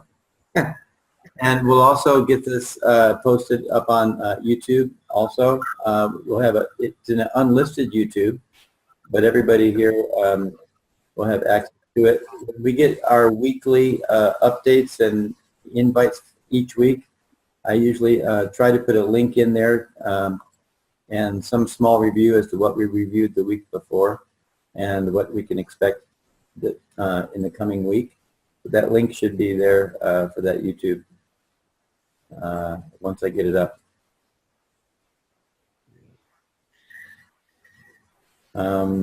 Let's see. Anything? I'm just wondering, we're sort of trying to decide what we should do next week. We've covered evening, but we probably should cover light a little bit better. And we were thinking about doing what I call a Grammar 101 lesson on how does the day begin. For those of you that understand the dawn to dawn day, that's great. But some of you may not know how to answer all the questions when people come to you, or just how to work around it, how this all works together. So I know the Grammar 101 paper is probably going to be 2 presentations because it's about 90 slides. But it will also give you your tools for Bible study and how to do these studies, to show you how this works, just all the gymnastics of a proper Bible study. So does that sound good to you to start there at the beginning?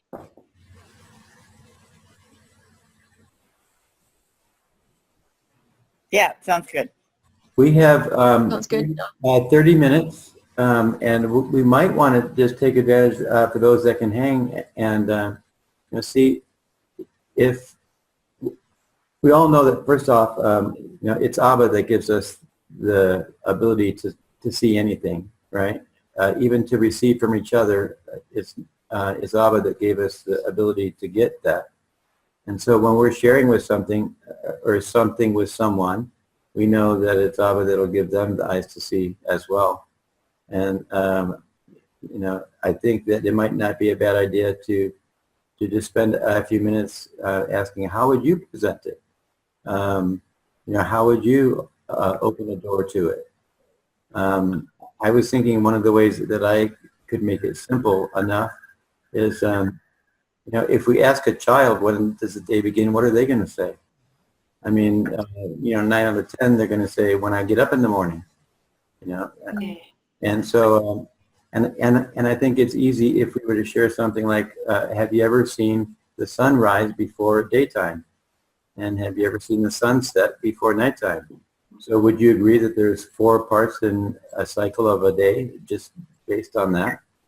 I mean, you know, little things like that, I think might be good, you know, door openers.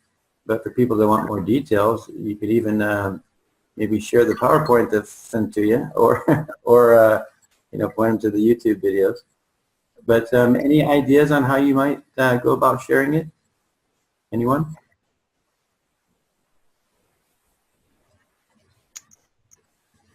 Is there anybody in our group that has shared the dawn day with other people? Or are you still kind of getting used to it yourself? Is there anybody here that is practicing this and I've actually for the last sharing with others, or are you still trying to learn? I've been sharing it for the last year and a half, and that breakdown with the little slices is what I use. In fact, I have the whole diagram in the front of one of my Bibles, so I bust it open. Let me show you.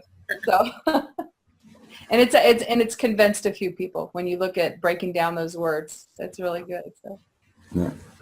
And there's several stories that point out, you know, when the day begins. I know Gary's got a handful of them there because I got to read the email that he had sent. That was pretty cool. And then, of course, there's the event in Exodus 16, the manna event, which makes it pretty clear. Someone was raising their hand. My wife just said someone's raising their hand. Okay. Yes, and oh yes, Australia, Julie. Hi, everybody. Yes, it sort of sunk in very quickly for me and my husband. And I was able to share with a friend down in Melbourne. We're in Queensland, which is about 2,000 miles away, kilometres, sorry. And I sent the dawn paperwork that Charlene had gone through and helped me with, and then I sent off another one. So I sent 2 and then another one that I took from a different angle and turned it round, and in his lingo, knowing him for a long time, and he accepted it. Very good. Now he's starting to ask questions. Yeah, he's starting to ask questions. And I think, oh, great. And then he got interrupted, and I thought, okay, that's all he needs to know for now. And I have to feed him little bit by little bit, because he's been very sick. He still is. He's been a kidney patient. He's on these drugs and things. So he only takes things this much at a time. And yes, and then now there's a pastor who I know who's very ill. Well, he's ill. His wife is even ill, sicker. And that sort of opened up, and I opened up a little. I'm going to send off some paperwork in hard copy form, because I find that sometimes with video, DVD, they go off to sleep. Okay, so I thought hard copy, it arrests their attention, and just a piece at a time for these sort of people. That's how I'm dealing with it at the moment. Very good. Very Also, good. you need time to learn more. Very good. You know, I think too that both Charlene and Tim have been excellent examples as to present a question, and if they're interested in the question, then it gives you another opportunity to give an answer. But I remember when I was raising up my son, if I put a spoonful of baby food in his mouth, he was okay with it. But if I tried to put another spoon in before he swallowed it, it ended up all over me.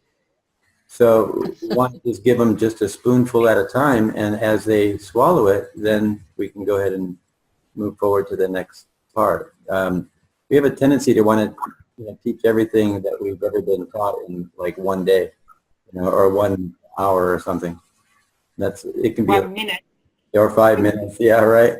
It can be a little overwhelming. Yeah. You can use pie. Pie. Pie. Yeah. So, yeah, but I've been enlightened tonight, but I just didn't see the preciseness of how, by not having it right, we're actually taking away from the sanctity of the image that it shows of Yahusha. What day and how important the midst of the week is, and when it was. And I mean, that's like, wow.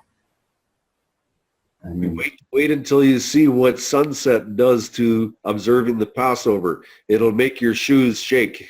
Yeah. Shake in your shoes, yeah. Yeah. Yeah. Is this one of the reasons that we're supposed to work out our salvation with fear and trembling? And trembling, we start shaking in our shoes, right? Yeah, but it really was. I got something to say. Yeah. Hi. I've Am I on? just thought of something and really thought it through exactly down to the finest detail, but I'll throw it out to you and you can think about it too. If you imagine that you have a point source of light which represents the sun, and you have a circle which represents the earth, and the circle is actually turning in a clockwise direction, and you place a mark on the earth which represents where you are, and the source of light is facing you, and you're turning it through a clockwise direction, you're going to get to a point when it hits the edge there where you are now going to go into darkness. And then you're going to turn right through, the circle will continue to turn, and when you get down to around to the other side, the sun is you're about to come into the sunlight, which hasn't moved, because every time we talk about it, it's as if the sun's moving, but really it's not the sun, it's the earth that's moving. So when the earth has turned through its 12-hour night period and it's about to break into the sunlight again, that's when you're going to start your day. That's interesting. Very interesting. And it kind of goes along with Yeshua. There's no turning in him, right? He's the S-U-N. He's right there over us. That's really good. Yeah. But when we can turn away from him, or, I don't know, maybe I'm getting a little bit weird there. Go ahead, Dana. You were wanting to say something to me? I just. And then Randy. I'm just getting so much out of the study tonight, reviewing this particular study now for probably the 30,000th time, and I still have a problem with charts in my mind. I don't know what that's all about, but I still find these studies difficult at times, but I do have to go somewhere and reflect quietly, very quietly, and I ask Abba to show me. And as I read these studies, it becomes apparent that I've stepped into the light. And that's just what I have to do. I have to go over it and over it and over it. And that's what works for me. But the thing that's so exciting for me that I wanted to share was that for 7-8 years, I've been taking this information to other feast-keeping groups, and it just didn't go over very well. And the disappointments and getting kicked out of feast groups that I've known the people all my lives. I was literally born and raised with them in Bakersfield, and just the disappointment of this message being rejected. And then when we came to the light of the Melchizedek and meeting P4 at Torch of the Tribes, it was just unbelievable that Matthew allowed me to pass this stuff out in the group.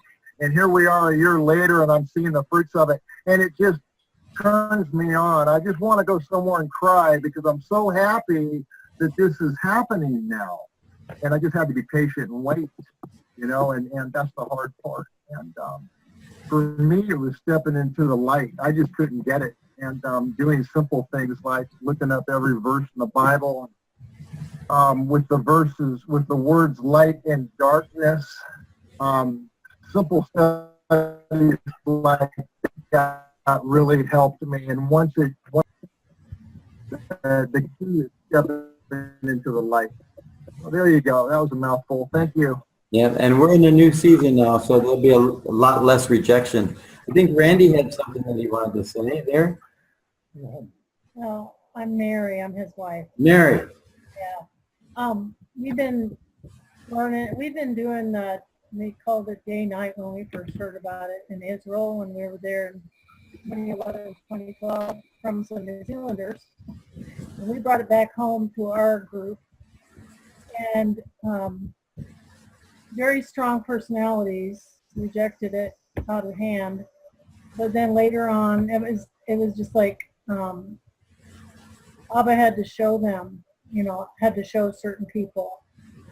And time, it takes time for people to be ready for this information. I mean, they have to be in the right place. So, you know, that's 6 years ago. We've seen a few people out of, you know, 10 change their minds and start to agree that day begins at dawn. But, you know, what was funny was when we first shared it with one guy, we were moving from Des Moines to where we live now in Bettendorf, Iowa. And he brought his son along, and his son was not in Torah, and his son was not, he was basically raised sort of half Christian, half Torah, half I don't know what. And we just said, so when does the day begin? And he said, dawn. And it's like it's an automatically easy for someone who's not been indoctrinated with rabbinical Judaism and all that kind of stuff. So anyway, but Randy sent his charts that he designed from what we learned back then to Torah the Tribes, and I think that they incorporated some of that into their teachings. And for those that have been indoctrinated with some of that stuff, I think sometimes, you know, Yah called us to go through it for some reason. You know, it was part of his molding process. That doesn't mean that everybody from this point forward has to go through the same potholes we went through, but yeah, there's a reason for everything.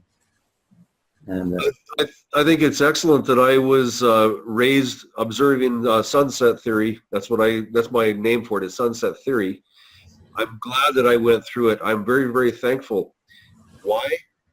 Because when I first saw about 5 or 6 verses, I think, and I didn't know what I had in my hands, but I knew what I saw. And I was so, I wasn't upset at that point, but I was so alarmed. It cut to the bone that I had been lied to all my life. All my life, I observed the Sabbath. When sunset come, you were ready for Sabbath. Otherwise, your head was, well, not cut off, but you know what I mean. I lived in a very strict family. And sunset, everything, we abided, everything was by sunset. It was the time. So when I learned that it was wrong, that gave me the time, man.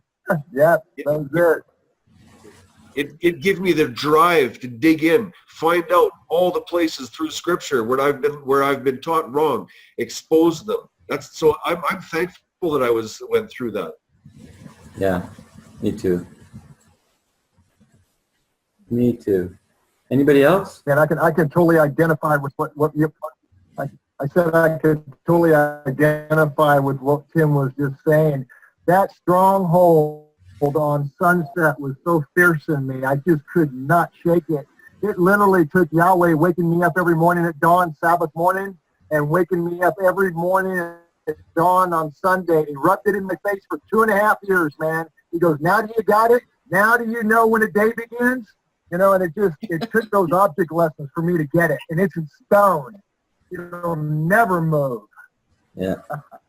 Yeah. Remember the freedom that you felt when you were standing in line and having your kids go outside and tell you, hey, keep an eye on the stars over there.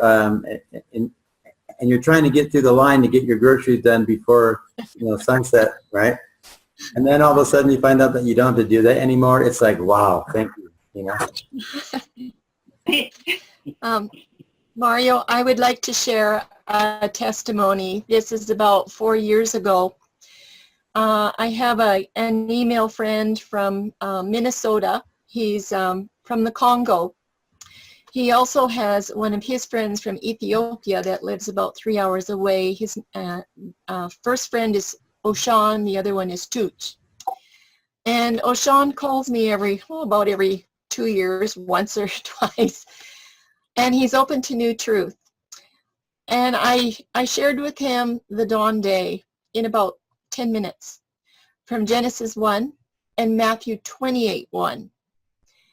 And this was about 4:30 in the afternoon, his time, in the wintertime. So sunset was coming and Sabbath was coming as far as he was concerned.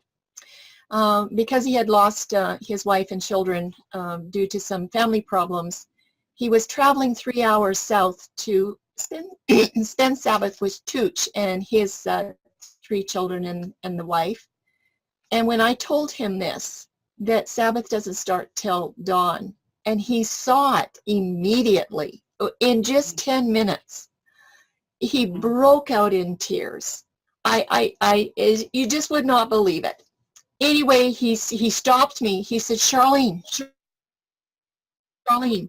you don't understand. He says, I have to pray. He said, I have to pray right now. I said, well, okay. And he said, but you don't understand. I have to pray in my language. I said, well, that's okay. And he prayed in Congolese or whatever it was for about 10 or 15 minutes, weeping about this truth. And then he told me, he said, Charlene, he said, I've been driving down to Tooch's every Friday night for a long time. And I have to travel on the nighttime because I don't get off work soon enough. And he said, every Friday night it bothered me because I was traveling on Yahuwah's Sabbath day. And he said, I didn't know what to do about it. He said, you have no idea what freedom this brings me to know that when I leave for Tooch's, that I am not traveling on the Sabbath. He was weeping. And he said, you know what I'm going to do? When I see Tooch on Sabbath and we have our lesson study, I'm going to give him Matthew 28:1 and see what he has to say. Tooch didn't know anything about this, nothing. So they got together on Sabbath and they sat down to do their study. And Oshan said, I would like you to read Matthew 28:1 and tell me what it says. And he said the 5 of them sat there for about 15 minutes in silence. And then Tooch said, you know what? The day starts in the morning. That's what happened. That is the power of the word. All Oshan did, he didn't tell me anything. He said, I couldn't remember what you really said, but I remember Matthew 28:1. And he said, I just asked them to read it. What does it say? And Tooch said, the day starts in the morning. And they started keeping it in the morning. This is about 4 years ago. I get goosebumps telling you this. When the Holy Spirit opens the mind, it is open. And we need to learn to read in context. We need to read the words carefully. We need to read the content. With Matthew 28:1, and someone can open their Bibles and read it maybe quickly if you don't know it. Well, I have it open. So now okay, Sylvia, go ahead. Go ahead. And now after the Sabbath, as it began to dawn toward the first day of the week, Mary Magdalene and the other Mary came to look at the grave. Yes, and I was taught by my feast teachers that the dawning of the Hebrew day is at sunset. And I never even thought once to go look up the word dawn in the Greek to see what it really meant. And it doesn't say it's getting darker. It says to illuminate and get brighter. So somehow these simple words that we use all the time in our language, the dawning of the day, gets turned around completely opposite when you get it from a Jewish perspective. And now all of a sudden it's the day's getting darker. But Tooch recognized that. And he said, no, the day starts in the morning. And that was it. I haven't really sent them any studies. Praise That's how easy it is. Hallelujah. That's good. Praise Yahuwah for that. That word in Matthew 28:1, dawn, is in the Greek is epiphosko, to grow light. The only other place that's in the scriptures is Luke 23:54. And it was the preparation day, and the Shabbat was approaching. That word that was approaching is epiphosko, and the Sabbath was growing light. Wow, that's so good. Can I say something about dawn? What's that? Can I say something about dawn? Please. Back when we first were studying about the day beginning at dawn, I don't know if you've already talked about the word boker. Boker is, I was looking in your lexicon that you mentioned at the beginning by from 1700 something. And it confirms what I had seen in, like some of the Dionysius lexicons and things, that boker means, it comes from a root that means to plow in. And so when the light comes, it plows through the darkness. And then I think I found somewhere, Erev in the evening, is where the light turns, kind of like turning a furrow, just like the dawn is turning, there's a turning of the furrow, like with a plow. So that just kind of confirms that it's both evenings. Yeah. Both are between the evenings, Boker and Erev. And that kind of confirms, Mary, too, what the light of his word does to us. It turns that dark. And we begin to wake up, and see the light. Plow up your fallow ground. Yeah, that's really good.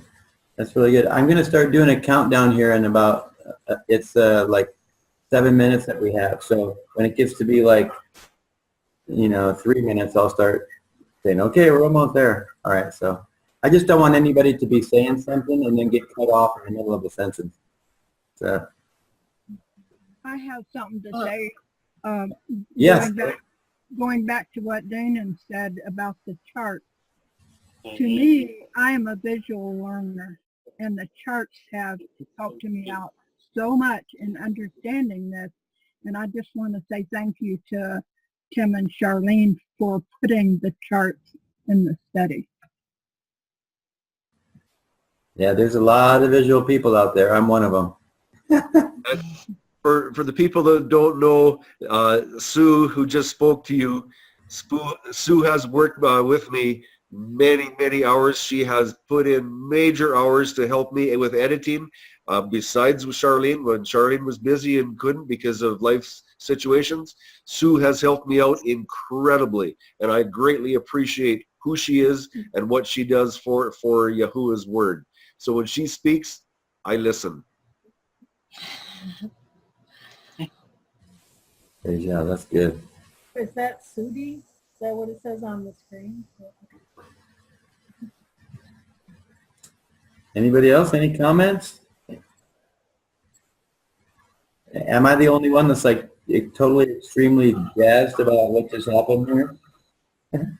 No, I'm blown away by this whole thing. I mean, it just brings so much more of the scripture into light. Yeah. What's also exciting to me is that for some reason, Abba's allowing us to be part of making history, because this is a 3,000-year-old debate that has been not handled very well, not accepted very well. I think as long as we continue to accept that we're all in different walks in our life and that Yah has orchestrated them, and that we share, and this is being shared in love, that more people are going to be willing to take a look at it and read it for themselves. I think Charlene made a really good example of what her friend from the Congo said, just read this verse. You know, a lot of people don't read. We've been taught and listen to what other people had to say without any investigation of our own.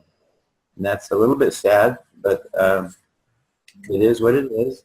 But the main point that I was trying to make is that he's allowing all of us to be a part of that, getting that out there. So. Yeah. I put in the chat part, this is exciting because as my husband's just learning all of this, his first year, almost wrapping up his first year in this walk. Yeah, 2 days ago. It's been a year now. So he's learning the right stuff from the beginning, and he doesn't have to unlearn and get rid of all the garbage. He's getting it right off the bat and just going through it. So it's just exciting. I thank you guys. I can't thank you. Well, and Richard's really blessed to have you there too. You plowed through a lot of stuff. So it's, you're both in a really good spot. So I like your example too, Charlene. That is especially what you said every Friday night traveling, the heaviness of doing that. It's really just an example of how the truth really does set you free.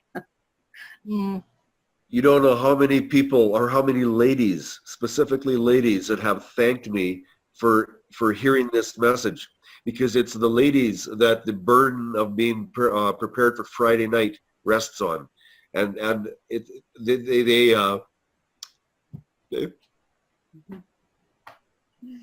especially in the winter.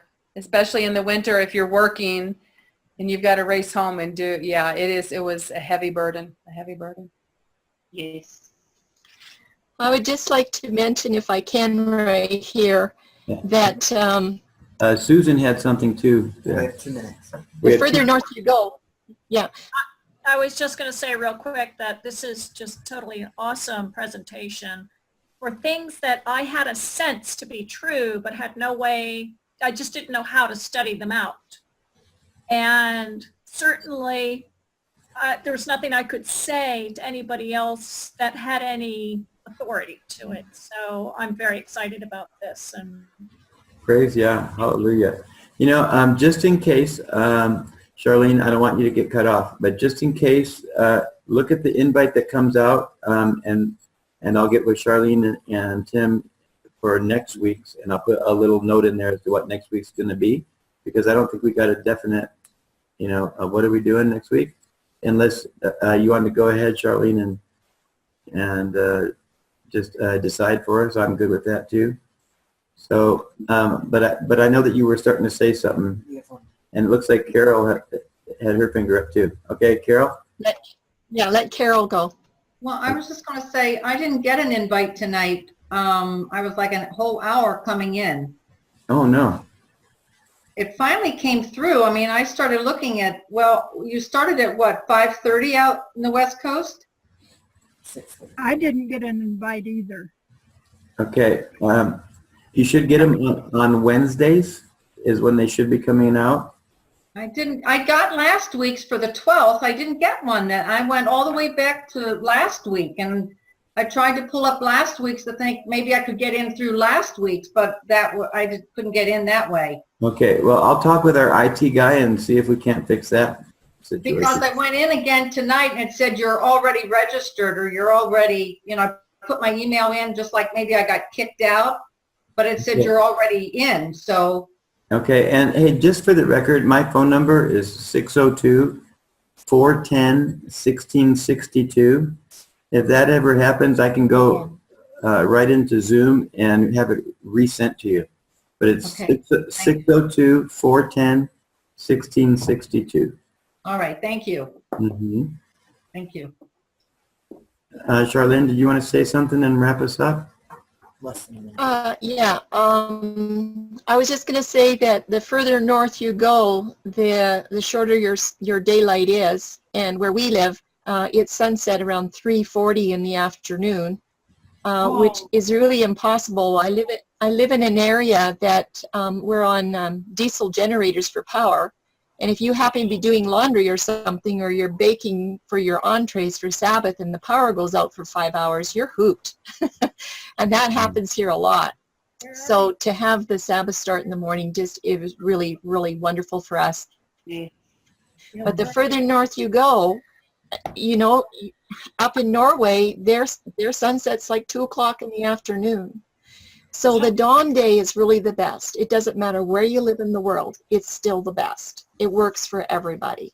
I just wanted to Freedom. We should probably have someone say closing prayer before we get cut off. I'll do it. Abba, Father, we thank you for your truth, and we thank you for the light of your word. We thank you for good teachers. We thank you for good fellowship. We thank you, Father, for the revelations that come by your Ruach HaKodesh, your set-apart spirit. We thank you for bringing us together. We thank you that it's you that's done this, and not we ourselves. But according to your mercy, you've been gracious and kind and forgiving and merciful. And Father, we just give you the praise and the honor for everything that you've done, are doing, and will do. And Father, we ask that you bless each and every one here as they enter into the Sabbath tomorrow. And we pray that your shalom, sheer shalom, would be in their midst, in and within us all. Hashem, Melchizedek, Yahusha, we give praise, honor, and glory to you, Father, alone. Amen. Good night, everyone. Good night. Good night. Good night. Shabbat shalom for tomorrow morning. Shabbat shalom.